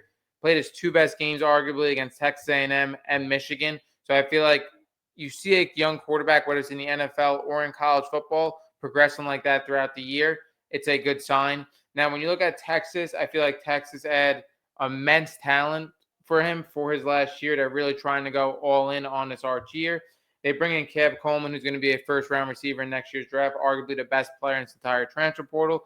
They bring in 2 running backs with Jahmyr Gibbs type speed, 2,000-yard running backs, and Hollywood Smothers and then Malik Brown, 2 guys coming from smaller programs. You have Ryan Wingo there, who I believe is the number 1 receiver in college football. He's going to be number 2 in this team, along with Evan Mosley, 2 guys that have been there. That offensive line is the biggest question for Texas if they could gel early, especially in this game. Then when you look at Ohio State, Julian Sang was one of the best quarterbacks last year. you have Jeremiah Smith, who everybody knows about, whether you follow college football or not. Maybe some people don't, but you look at everything else with the thing for me in this game is obviously Ohio State lost pieces on defense. I still think they're going to be a great unit. I love the addition of James Smith for them for Alabama, and I do trust Matt Patricia as possibly the best defensive coordinator in all of college football. I feel like he really found his role with this program. I think it's going to be a higher scoring game for sure. I think it's a monumental game in the sense of when you look at Texas, this is the most talented roster they've had in the last 10 years. When you look at Ohio State, they're always there. In the Big Ten, I feel like they play a couple of marquee matchups more than a different year, but at the same time, I think for Ohio State, whether they come out of this game with a win or a loss, I feel like they're going to be in the college football playoffs deep in the end. For Texas and the SEC, you kind of need this game. For this to be your out of conference game, you possibly have the most difficult out of conference game that you could have. And they discussed this last year. I thought Texas didn't make the playoffs because they had a stinker against Florida, who they should have never had. They were better than them across the board. If they would have won that game, they would have been in the college football playoffs. But they were all pointing to them scheduling Ohio State while they weren't in the college football playoffs. Like, again, they would have played a couple against Ohio State. I guess they would have been in. But it's really because you didn't take care of business. I feel like for a Texas team that, again, had these high expectations, and you look at Arch Manning possibly being the number one pick in this draft, this is a tremendous game for draft stock on both sides with him and Julian Sayin. But I think it means a little bit more for Texas for sure. And I like Texas a little more in this matchup. They lost last year. It's at Texas now. And then at the same time, like I said, for Texas, yeah, maybe you don't have the chemistry with all these transfer portal guys, but you have veterans in college football on this offense. And I feel like your ceiling has a higher ceiling than Ohio State. Like, I like Texas possibly as the number one team in the country. It's just if you could get it going in these early weeks. I discuss it in college football all the time. I like 2-3 weeks of a team playing cupcakes before they get into their schedule, because they could possibly unravel. Obviously, with transfer portal and NIL now, it's more than ever that these teams are changing. So I like a week, 2 weeks, 3 weeks of on-field action, because you could practice, reps, whatever. It's nothing like on-field game action. I don't care if you're a 40-point favorite.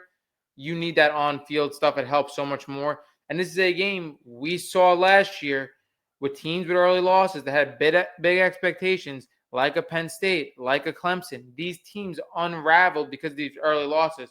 So I think this game is very major for Texas. And I do expect Texas to come out in this game. But again, like we said, we're looking at two quarterbacks. That could be first-round quarterback. For the Ohio State side, I think they're in a little bit different spot than Texas. Like I said, Texas has veterans in their offense. For Ohio State, people are going to have to step up as secondary receivers for Ohio State. Julian Sayin, Jeremiah Smith, obviously that's what everybody's looking at. You have Bo Jackson coming back that I think could be a number one running back in college football. I like what I saw last year. But when you look at secondary receivers for Ohio State, you have Brandon Inniss, who's going on his fourth year there. Very limited production, hasn't really panned out. Is he going to be that secondary receiver? Then you look at number one receiver in this class, Chris Henry Jr., and you look at Jaquan and Guilford as well, two five-star receivers that are freshmen.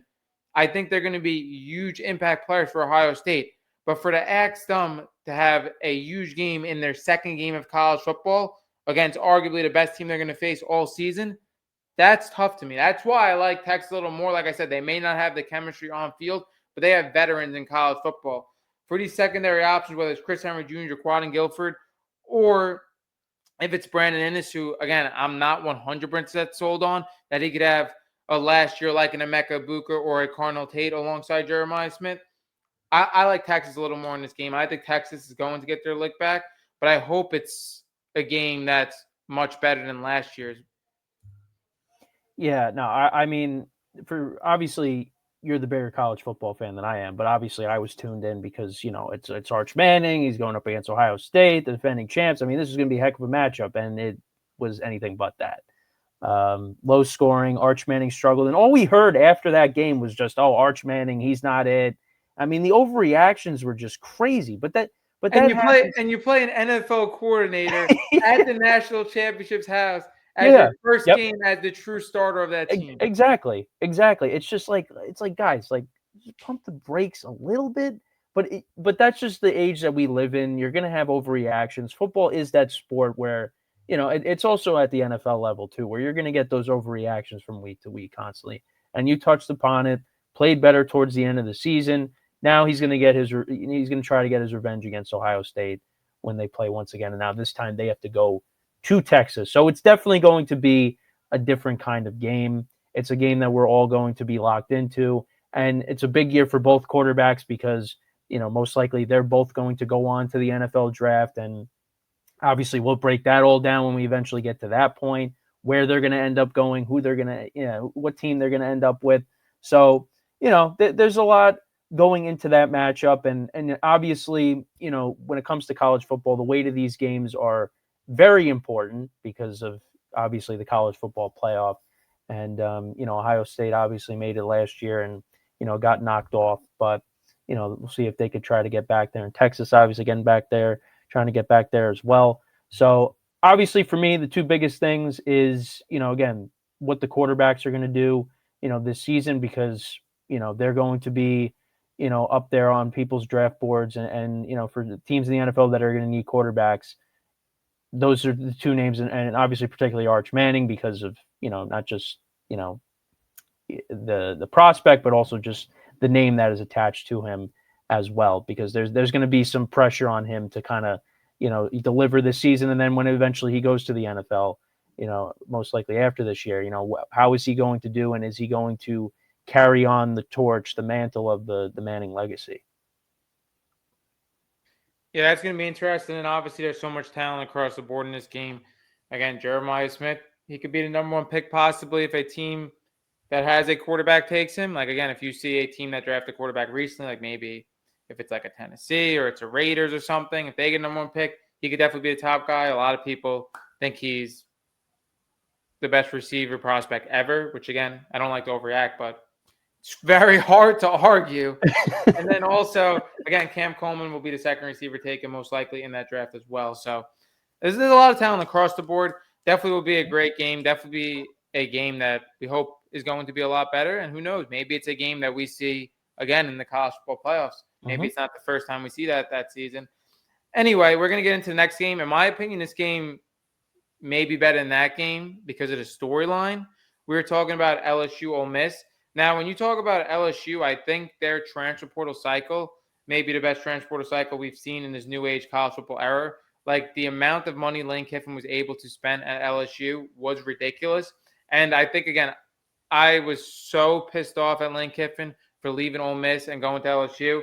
But everything LSU promised him, it seems to be happening. So I can't fault him in that sense. I just thought, again, we saw how deep Ole Miss went last year. I think you could win a national championship at Ole Miss. And I would have liked him to stay there and do that. But there is no doubt that LSU has given him everything right now in his first year.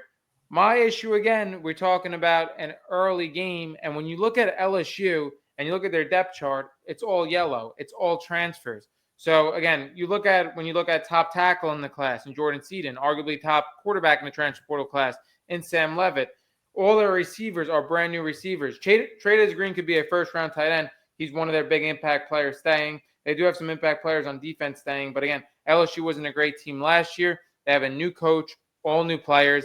And my other big thing with LSU, Houston Longstreet, their backup quarterback, is probably going to be the quarterback of the next 2 years.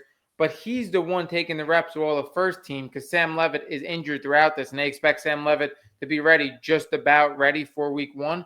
So you have all these transfer portal guys, and you have a quarterback that isn't really working out in first-team reps all throughout the offseason. That worries me a little bit.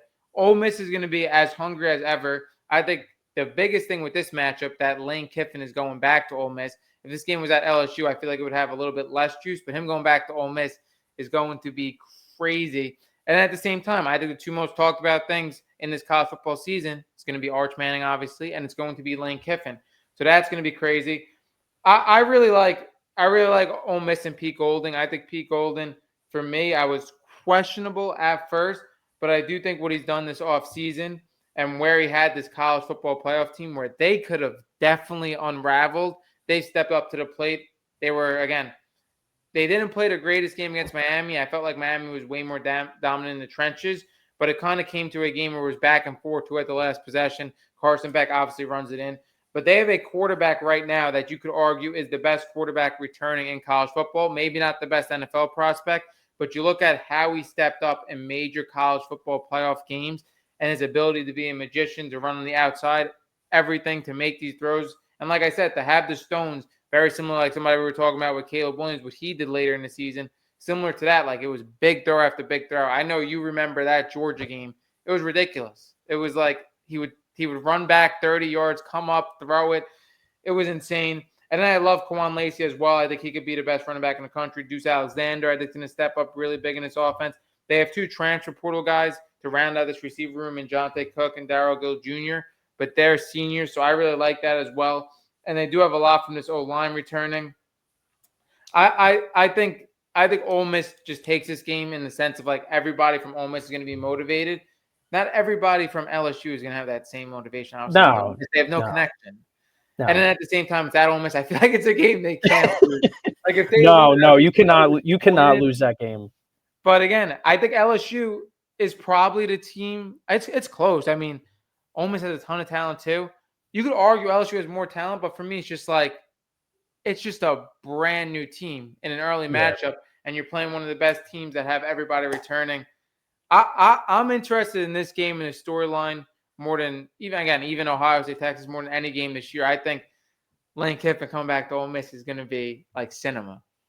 Yeah, I mean, you're not going to get, like what we've seen in the NFL, like, prior to the games, like Tom Brady and Peyton Manning going back to New England and Indianapolis. You're not going to get that. You're going to get, just like what Juan Soto got going back to Yankee Stadium. Like, it's just, you are going to get booze rained down upon you. And it's just a fascinating situation because you're with a team that is going to the most likely going to the college football playoff. They did that, right? But you're like, all right, I'm just going to jump ship now, go to my new team, and get ready for next year. It's crazy to me. But like you were talking about, seems like you got a sweet deal for it. Also, like again, I don't know how accepted Lane Kiffin would be if he continued to coach that season. Again, it just sucked that he had to leave middle point because again, a lot of times we see and college football has to patch things up like with middle of the season things and in the college football playoffs with you having to already go for the transfer portal next year and everything open up. But like you leave in the middle of the year, I don't know how those players are going to I feel like he couldn't have came back and coached. Yeah. Yeah, it really was just an interesting situation. But yeah, this game is going to have a lot of juice, especially being played at Ole Miss. I mean, there's going to be a lot of motivation on Ole Miss side to say, "Hey, you made the wrong decision, and we're going to make you pay for it." It's going to be it's one of the top storylines, like you said, going into this college football season, and we'll see, how the game unfolds. But yeah, I mean, from how the stadium is going to be, the players, and the players are going to be fueling off of that too, the energy of the stadium. I mean, yeah, Ole Miss loses this game. I mean, it's just going to look, it's not going to be good. They got to have all this motivation to go out there and win this game against a team, like you said, that's made up of all transfers for the most part. So they're not really going to have any juice going into. I mean, obviously they're going to want to win the game, of course, but they don't have that. There's not going to be a lot of emotions coming from the LSU side of things with this matchup. So we'll see how it goes. Yeah, I think it's going to be insane. And then also, again, like we said, continuously in this matchup, 2 teams that could face later in the year as well. But this being at Ole Miss, and it's so different from like any other sport as well. Not only with the passionate fan bases, like again, I talk about it all the time. So different. Like if you're a team of a fan in the state, you're connected because again, you're either in that state or whatever. You grew up liking that team. But for so many of these people, alumni, students, it's like you have a true connection to the school. And not only that, you're talking about 100,000 plus, very, very different than any other sport. So it's going to be insane. And we'll have Kirk on the call. Both of the last 2 games were on ABC. A lot of these games are to be decided, but those both were 7:30 ABC already decided. Now we get into week 6. A little bit different of a matchup. Maybe a matchup that kind of isn't as anticipated as maybe 4 or 5 years ago, but again, still two of the top teams in college football, top program in college football. We have Georgia, Alabama. Now, I discuss time and time again, I've been a little disappointed in Georgia, Alabama, both teams on their transfer portal and off season. I feel like they're not really adapting to the new age of college football. I mean, we saw 5, 6, 7 years ago, they would play this college football season, and it would be down to 2, 3 teams, Georgia, Alabama being the two teams, and they would just get every single recruit because, again, you weren't competing with money and everything. Now we see a much wider scale, and you see teams like Georgia and Alabama kind of take a step back a little bit, and there are other contenders definitely to compete with them. But again, a matchup that always has juice, definitely the SEC matchup, even with better teams in the SEC, you could argue like Texas and others and Ole Miss. I think this again is probably the SEC matchup that everybody always wants to talk about. It's going to be interesting because I think for Alabama, you have an Alabama QB competition between Austin Mack and Keelan Russell. I think they should definitely start Keelan Russell. I think he looked better in the spring game. At the same time, you're looking at a 100-rated recruit. You could argue Austin Mack was a 5-star, and he's a young player in college football, very similar to Carson Beck. That's, again, going on his 4th year, but he's very young still just because of the early enrollment and stuff. So, again, you don't even know who's starting for Alabama necessarily. Like I said, I think it should be Keelan Russell because I think if you sit Keelan Russell another year, there's a chance you're jeopardizing the future of your program because he could walk out being a 100-graded prospect, not starting for 2 years. Then you look at Georgia. Georgia's going to be good. They have a lot of returners. Obviously, Gunnar Stockton played big in big moments last year. And then you have London Humphreys, who was there, Nate Frazier, who was there. I expect Georgia to be a really good team. Georgia's like the opposite of a lot of teams that we were talking about. They're a team that pretty much everybody's returning. Like I said, didn't use the transfer portal. I expect them to be really good in the trenches. And you could argue Gunnar Stockton was in the top 3 of quarterbacks. While the moments got bright, he really did play clutch. But for me personally, I don't think the Georgia team has the same juice as they had in the past of like top weapons in the SEC. I don't really see that. I think Alabama has a little more upside. Like I said, I think Keelan Russell has everything in a quarterback you could want. It's just going to be how early does he get going. Fortunately for Alabama, they don't have too many tough games in the beginning, so either quarterback could get going pretty early. Like I said, I do like to see that. Obviously, a huge headline for Alabama is Ryan Williams, one of the most exciting players in college football. This game 2 years ago, he had an all-time performance. And then last year, again, wasn't really necessarily his year. Everybody had much higher expectations. But a guy that could jump back into one of the best receivers in all of college football. So that's going to be interesting. I love Latsir Brooks there as well. They have A.K. Deer. Hopefully he gets the running game going a little bit as a redshirt freshman. But yeah, I do think Alabama maybe has more upside in weapons and talent. But Georgia definitely is one of the like returning teams, and their whole roster pretty much is of returning players. But again, it's definitely different. It's definitely a different college football era with Georgia and Alabama. Yeah, I mean these are also two teams that a lot of NFL scouts are going to be paying attention to. This is where two programs where you're going to see a lot of prospects coming out of and high on draft boards. And I was going to bring I know you obviously brought it up. The game from 2 years ago was a classic. The dramatic finish at the end there. I remember because I think I did some kind of bet, some kind of parlay. I think I placed some kind of bet on Georgia, but obviously that didn't pan out. And I just remember we were at my grandma's watching this game, and we didn't leave because they wanted to see if the bet was going to hit, and the bet obviously did not hit. But it was a classic game, and obviously these two teams, I mean, they go back years. I mean, we've seen so many matchups with these two teams over the years, and obviously they're usually the two teams that are playing for the SEC, and obviously being teams that for the most part usually make it into the college football playoff even before the expansion. So yeah, I mean, this could be another chapter, another latest game in this chapter with these two teams, and we'll see where they kind of finish at the end. Alabama obviously missed out on the playoff last year, so we'll see if they can get back there again. But again, these are going to be two teams that are going to be amongst the top 25 and even higher than that, obviously. So we'll see how the season shapes out for these two teams.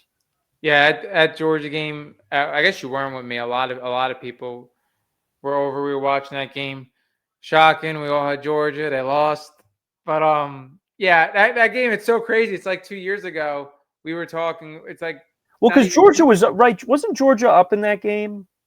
No, or no, they came back. Alabama Alabama was was up, big, and then Georgia came back. Yeah, I think it was like Yeah, something crazy like 30-3 or something. And then yeah, Georgia came all the yeah. way They back. came back in the second half, and then Alabama won. Ryan Williams scored the touchdown. Right, that's what happened.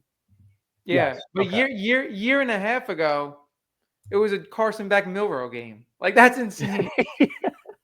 And now we're at like a completely different point. I know, Yeah, and they both. I mean, and Milrose on the Seahawks, and Carson Beck's on the Cardinals. So maybe we see, another rematch down the line.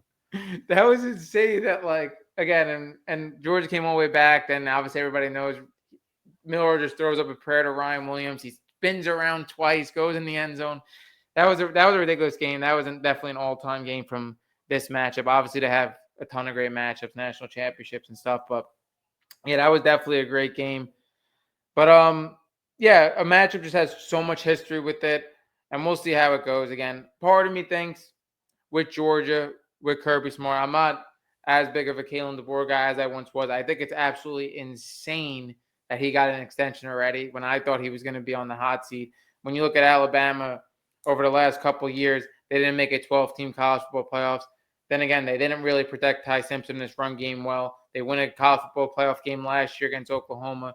Then was a complete embarrassment against Indiana. If you're as storied as a program as Alabama, the fact that those were the 2 years of Kalen DeBoer and you decided on a massive extension from that year, I don't necessarily get that. But a bunch of Georgia returning players with Kirby Smart. I mean, you never know. Like I said, we're going to have to see where this quarterback battle and quarterback matchup gets to in week 6. Maybe, again, one of these quarterbacks take off for Alabama. And I do think these quarterbacks have more physical talent. But again, two different teams. You're going against an experienced quarterback going to Stockton. Definitely will be a fun one. Now we get into two teams that we just talked about. Again, there's going to be way more repeats for college football, obviously. But we get into Ole Miss, Texas, at Texas, which is going to be a super exciting game. You could argue the two most exciting quarterbacks in Trinidad Chambliss and Arch Manning. Another matchup again. All these matches we could see down the line again. But like I said, I have Texas 3 times already on this list, and this list isn't even that long. That's why I think that beginning game for Texas is going to be so big. I do really like Texas in this game again. Like if Texas can get going, I feel like they have the talent, more talent arguably than Ole Miss. But when you look at Ole Miss and Trinidad Chambliss, like Trinidad Chambliss had the year last year for somebody to come out. Obviously, everybody knows the story. But that's why I think he could possibly come in as the best quarterback in college football because he put together a full great year last year in the SEC against great matchups. And you could argue that wasn't the same with Texas. Like we say, Ole Miss has a little bit more return in talent. Texas, again, obviously is a heavy transfer portal team. But when you look at week 8, you're at the point now, more than halfway through the season, where you should know where a Texas and an Ole Miss is at. And again, very similar to last year. We had high expectation for a lot of teams. Some of them flamed out. But I don't really see that this year. Fingers crossed. This should be a great matchup for sure. I could see this being a super high scoring matchup, SEC matchup at Texas. Another big thing that we said for Texas, too, you play Ohio State, you play Ole Miss. Both of them are at your crib, so that's a huge advantage. The last game we're going to talk about isn't going to be the case. But again, you could be talking about a lot. Every besides Georgia, Alabama, every team we talked about, even the Ole Miss LSU one, quarterbacks that could be taken in the second, first round. All these games are going to be huge for again draft stock and everything. Me personally, we kind of discussed it a little bit. I think with Arch Manning, just across the intangibles and the fact that he could have been the first quarterback taken this year if he declared, and the year wasn't anything like we expected. Part of me that just thinks that it's going to be destiny with Arch Manning being the first overall pick. But who knows if he has a horrible year, which I don't think is going to happen. But if that would, it could change. But these are all huge games for draft stock and everything. Everybody thinks this is going to be one of the best draft years, 2027, in a while. But when you look at Trinidad Chambliss and Arch Manning and these offenses, like if we get a shootout, this could be a game of the year type of year. Yeah, I mean, this is going to be another game. Talking about Arch Manning, that you're going to circle on your calendar to, and this will be a game that shows you what he's made of. Now, this is not like Ohio State, which is out of conference. This is an in-conference game.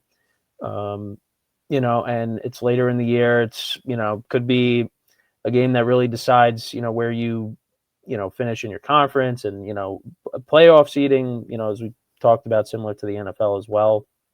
Although, the conference championship kind of, the importance of that's kind of taken a hit with the playoff expansion now. And But as it keeps expanding, it's going to be yeah, exactly. I mean, between that and college basketball, I mean, it's just never ending. It's the universe. It continues to expand. So, More money. yeah, exactly. I mean, you're not going to get, now we're with college basketball, it's now like 76 teams. You're not going to get to that in college football because that would just be ridiculous. I mean, 76 Players teams. would get hurt if it's 76 teams. Yeah, Nobody will no. be healthy by the national Oh championship. man, yeah, no, you'd be pulling students out of the stands to play. I mean, at that point, it'd just be ridiculous. But um, yeah, so this is going to be a pivotal game, SEC matchup late in the year. You're going to see the two young quarterbacks, and yeah, I mean, listen, you got a shootout between these two teams. Makes it very entertaining. It makes it a fun watch for all of us. So we'll see, and we'll see where the stats are for both of these guys, where they kind of start to project themselves, amongst draft boards, in the NFL with the draft experts, quote unquote. So yeah, no, we'll see what this matchup brings as well. Now we get into Oregon, Ohio State, huge matchup. I did want to mention, I believe, no. Oregon, Ohio State. This is going to be. We do have two games in Week 10. Oregon, Ohio State. Like I absolutely love Oregon. I think Oregon does have the blueprint to win a national championship. When you look at returning veteran talent, I think for them getting back Dante Moore was so huge. I think again, everybody was pretty split on what he's going to do. Obviously, he had a very disappointing game against Indiana, a game in the beginning of the season that was very close, and a lot of people thought there was a chance that Oregon could win that game. But when you saw the first play of that game and it just completely unraveled, it just was not their day.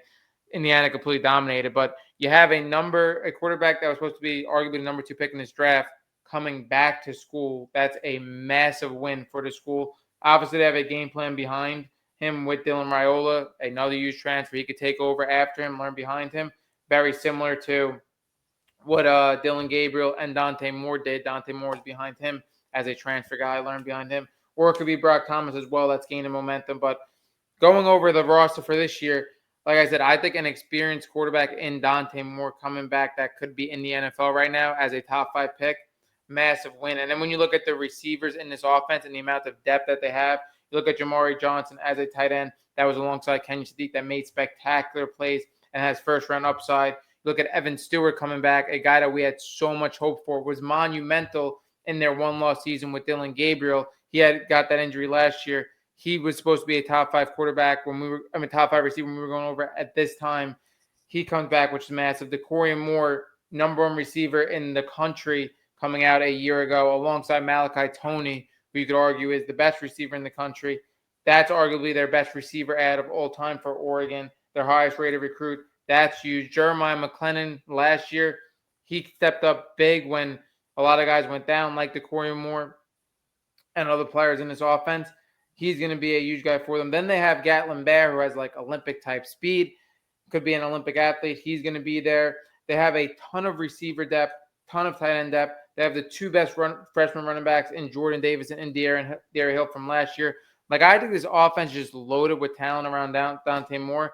Again, just from like Drew Aller last year, I do take precaution of players coming back when you have guaranteed first round capital right in front of you because you never know what's going to happen. But we also saw for an Oregon team, Justin Herbert stay a year later when people thought he was going to come out. So it can work both ways.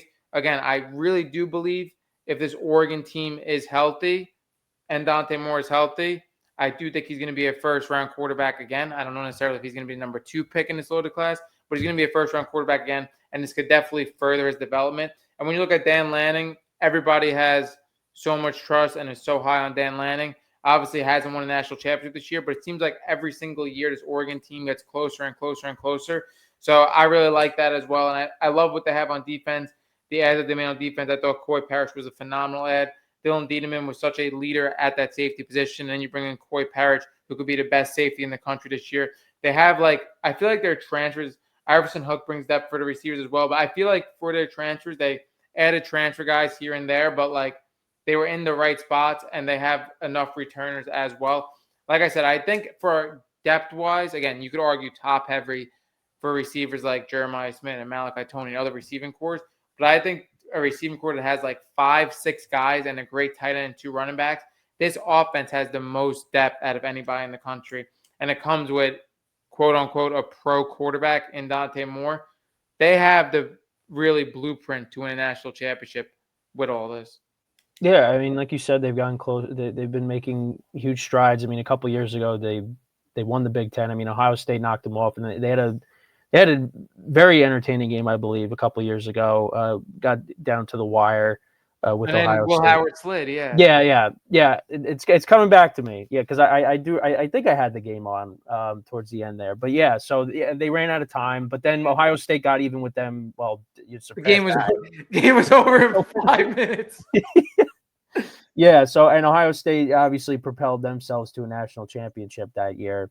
But yeah, it just seems like Oregon, they have a high powered offense every year these last few years. Obviously, the playoff game last year didn't really go so well. That game was another game that was kind of over in well less than 5 minutes with the pick six to open up the game. And then obviously Dante Moore, goes back to school now. Would have probably been the second quarterback taken off the board had he declared, and probably would have been taken within the first three picks. So he goes back to school, and like you said, could work both ways. You hope that it's not the Drew Aller way where he ends up getting hurt and then he really hurts his draft stock and then he plummets. Because again, I say again, with everything Oregon has, it should work out where he's in the same spot next year and gains more experience. Yep. But at the same time, I said the same thing last year with Drew Aller. And look what happened. He gets hurt, and then Penn State just completely collapsed. So it just you hope that doesn't happen. You hope that doesn't happen for him. Oregon's going to be a good team. Ohio State, obviously, we talk about them a lot. Well, you talk about them more so a lot than I do, but we know Ohio State's going to be up there, of course. So this should be a good game and a game that could decide, who's going to win, who could potentially win the conference. So Yeah, I think the thing is too, the only thing you could really get on with Dan Lanning, and I love him as a coach. Obviously, I root for Oregon, so I'm a little biased. But at the same time, like the one thing I do have to say is when he gets in the playoffs and he loses, he does lose to the eventual national champions. We saw with mm, Indiana, we saw with Ohio State, and mm. teams that look like they were destined for national championships. But at the same time, it's like I do feel like this could be his year within the last 3 years. But like we're high on you, but when you lose in the college football playoffs the way you lost the last 2 years, there's got to be questions in like preparation. He's kind of like it seems like he's kind of in like a similar spot like Ryan Day was a couple of years ago, and then and Ohio State won. So I mean, all it does is it takes you to win one championship, and then some of the questions kind of go away. Yeah, and then this game's at Ohio State. I didn't really dive into much about Ohio State because we dove into their roster in the first match we talked about between Texas and Ohio State. For Ohio State, I do think this matchup they fare a little better than Texas because again we talk about who's going to step up as the number one receiver with their not the number one receiver, their secondary receivers with their young receivers. By this point, you should know because it is week 10. But yeah, again, Ohio State have been kind of beating up on Oregon the last couple of years when it mattered the most. But I like Oregon's chance this year, even though it's at Ohio State. Like I really do love this Oregon team. Now we're getting into a matchup where you could argue for both of these teams, it's they're really not their one and only game, but it's the one game that you're really looking at because again, their schedules tend to be a little bit weaker. We were talking about Miami and Notre Dame. Really big matchup. Last year we got a great matchup with this game. It was kind of odd, the only game, and it was the game where you would expect Jeremiah Love to be used heavy, and he really wasn't used efficiently. It was probably his worst game of the season. And you look at CJ Carr coming in that game, first time as a starting quarterback, you would expect them to lean on Jeremiah Love. They kind of didn't, but everything was pretty much behind the line of scrimmage. Now you look at CJ Carr as a Heisman favorite, and I think this offense is going to be very different than last year. I think it's going to be way more of a passing attack. Obviously, last year you had 2 first-round running backs, but this year I love what they did. They have Jordan Faison, who was their top receiver last year. They have Jaden Greathouse, who was huge in their run of making a national championship. He was their best weapon. He was hurt last year, so you have two of those guys returning. You have 2 Ohio State transfers that were highly rated recruits that again couldn't carve out a role for Ohio State in Mylan Graham and Quincy Porter. I think Mylan Graham is going to be a huge impact player for them. You have Micah Gilbert as well in this receiving court. You have Ennis Williams at the running back spot. I do expect their run game to be really good and really efficient. It always is on the Marcus Freeman. but again, may not have the same exact juice as last year. I think definitely more is going to be on the shoulders of CJ Carr, which I think is the right way to go about things. I think last year, again, you saw him really take more of a role later in the season. Again, it's hard with Notre Dame because a lot of their games are just tremendous spread games, teams that they lay over. But I think after having that full starting year on his belt, and he played really well, I think this year he's definitely prepared to be the one that takes hold of this offense. And I absolutely love Marcus Freeman. I say it time and time again. I think he's the best coach in college football, even though he doesn't have a national championship. I love him as a head coach. And then Miami, I think Miami definitely has a little bit different of an outlook than last year.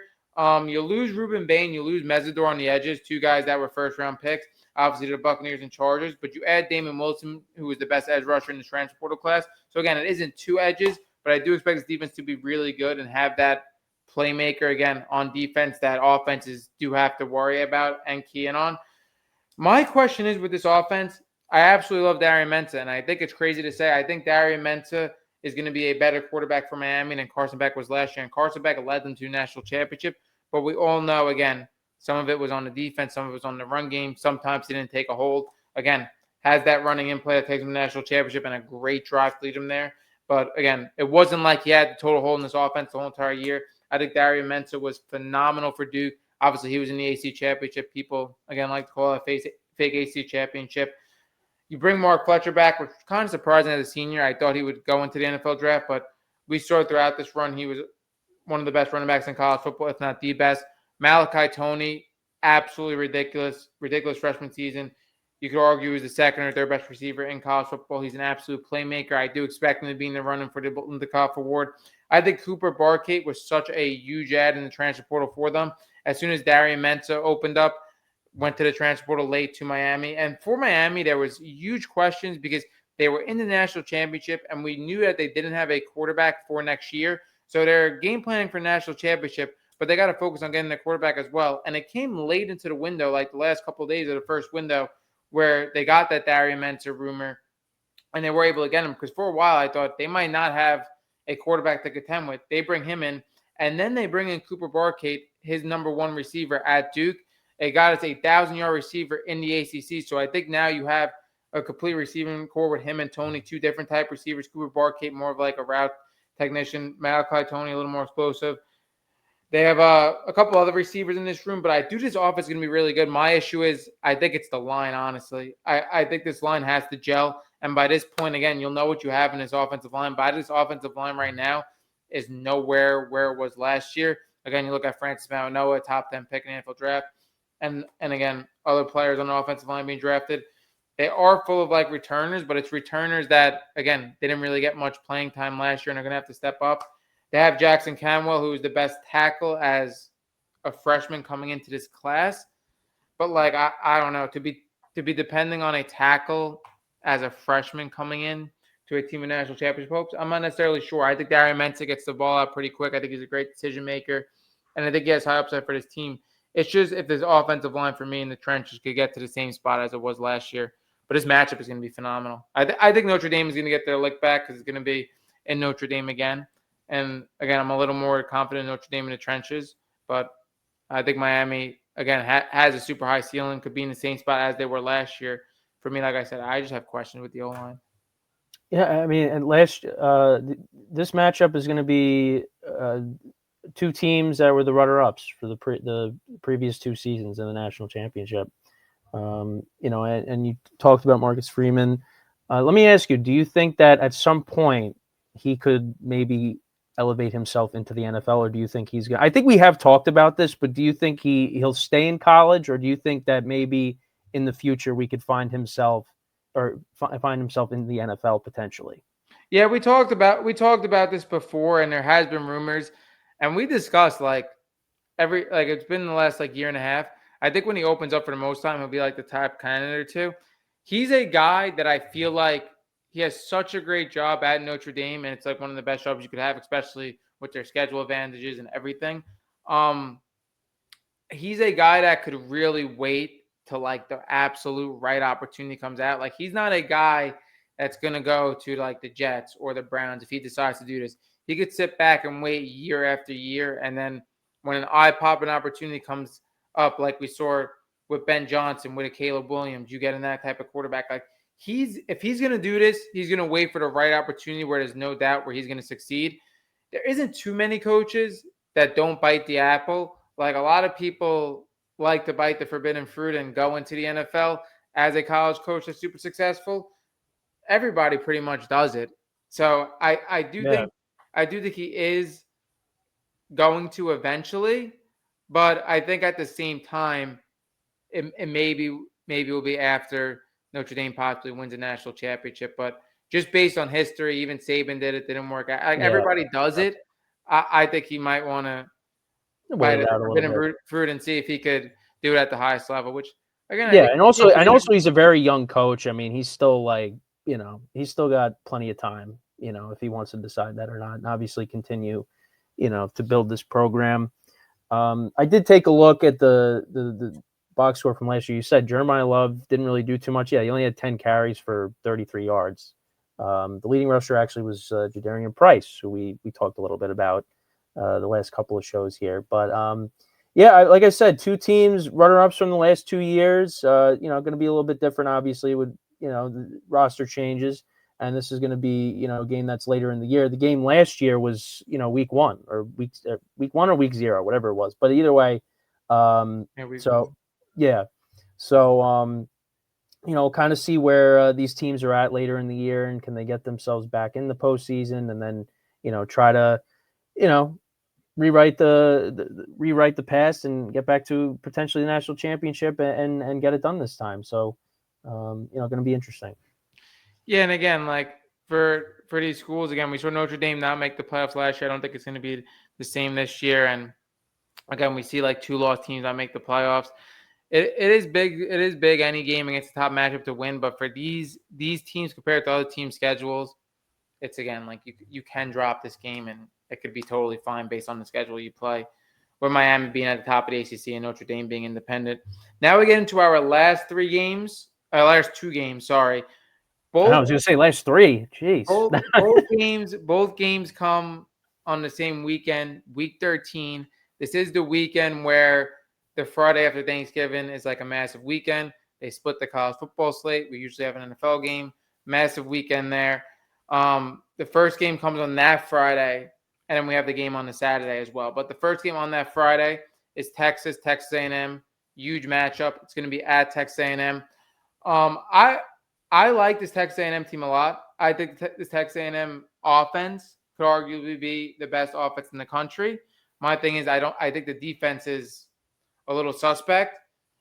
For me, the one thing with Texas A&M, and it's going to decipher whether they have the ability to win a national championship or they don't, is if Marcel Reed could stand in the pocket consistently against a defensive front and pick apart a defense.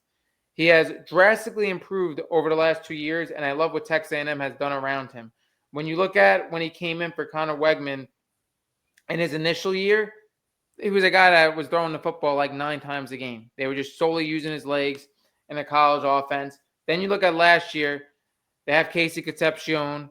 They bring in Mario Craver as a transfer, and they have Ansha Bethel Roman that comes on as well. They had a 3-headed receiving core with 2 really good running backs in Le'Veon Moss and Ruben Owens, and they become the best offense in the country for a stretch of the season where they are forcing Marcel Reed, like, you got to throw. You have 3 playmakers that are 3 number 1 receivers in college football. You got to throw the football. And there were games where he threw 40 times and was efficient, was great. When you look at him compared to other NFL prospects and top NFL quarterbacks, his completion percentage is a little bit lower. But for Marcel Reed, I think the main thing, because we look at last year, and they really skate through the whole season. They lose to Texas. Then against Miami, they have the ability to pull up no points. It's because they were getting dominated in the trenches by those 2 edges that we just mentioned. And Marcel Reed could not sit in the pocket and pick apart a defense.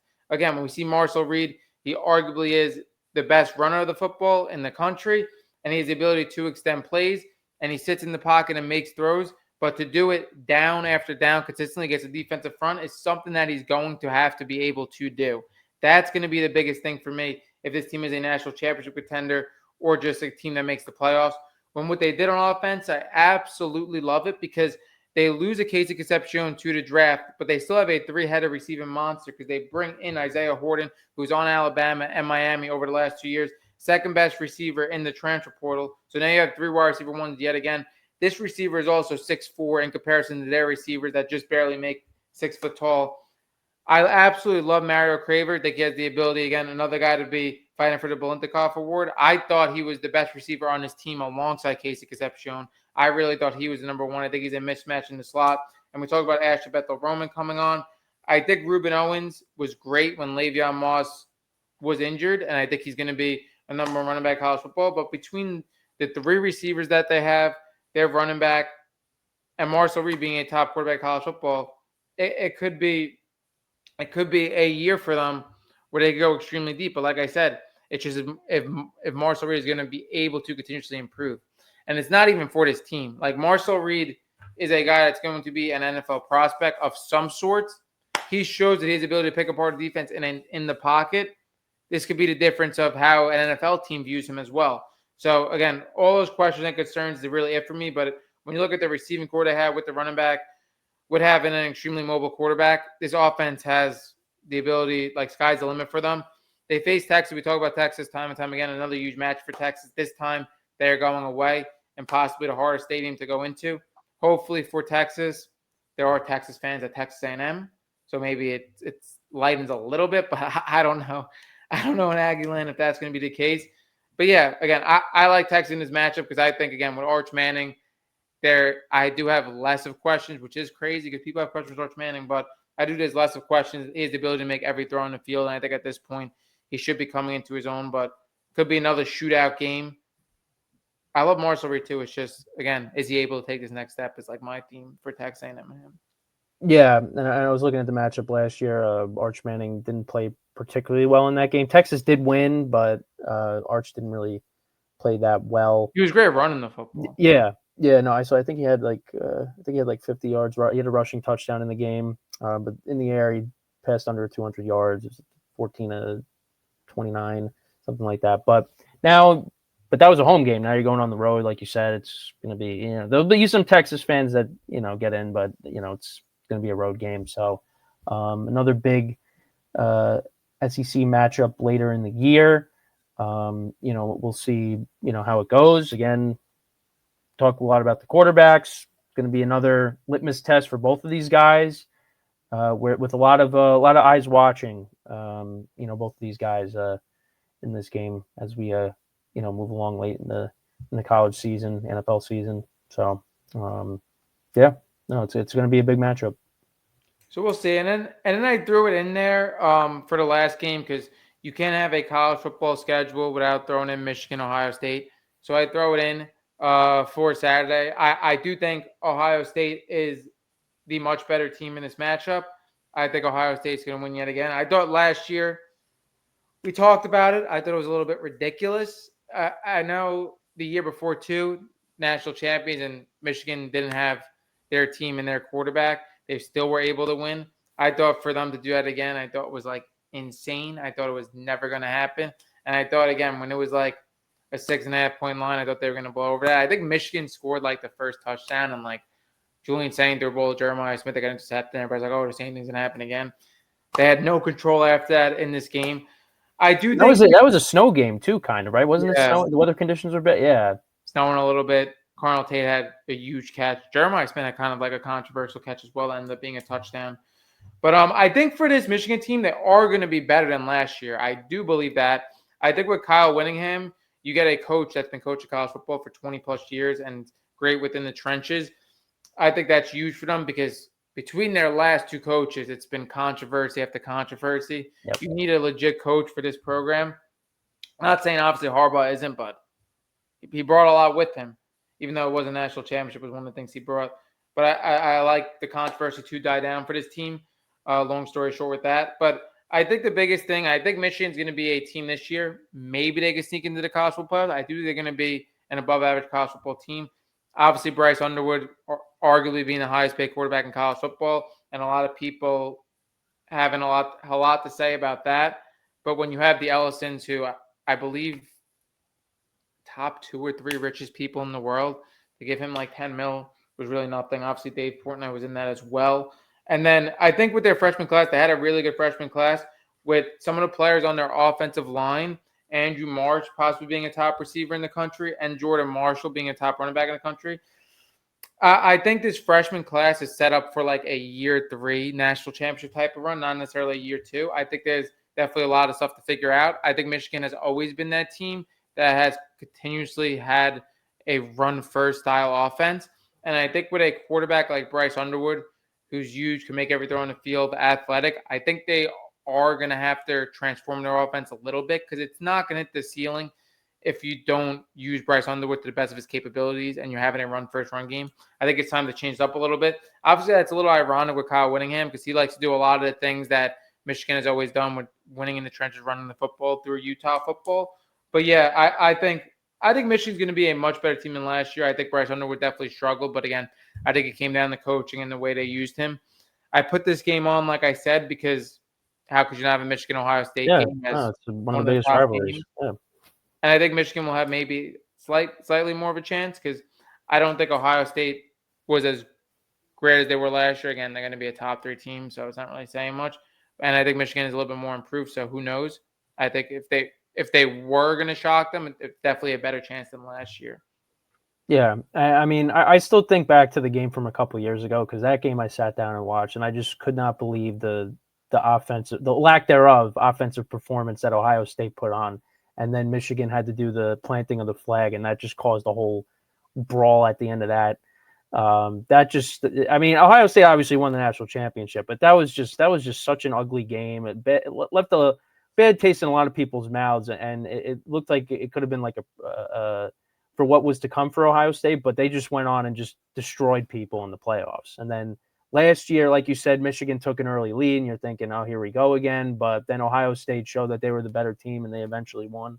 And Michigan, like you said, is going to be definitely a better team, so it could be a closer contest. And obviously, it being a rivalry, it's you kind of throw the records out the window at times.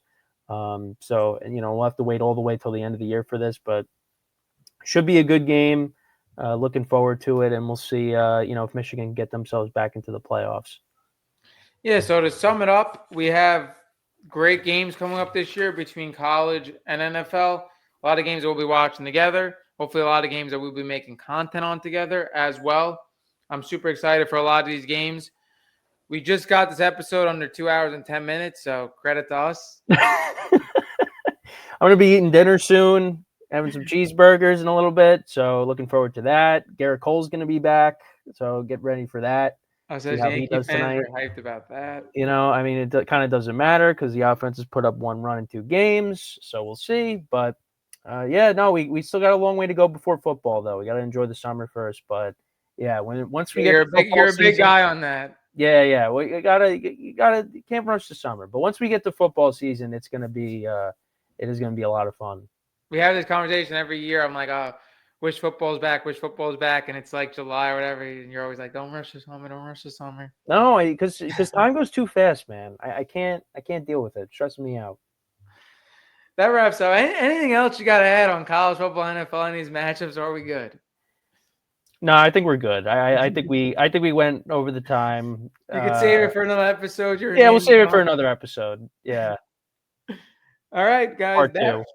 That wraps up another collab between Infinite Sports and Sloppy Saturdays. Hope you guys enjoyed us previewing these games in both sports, and we are out.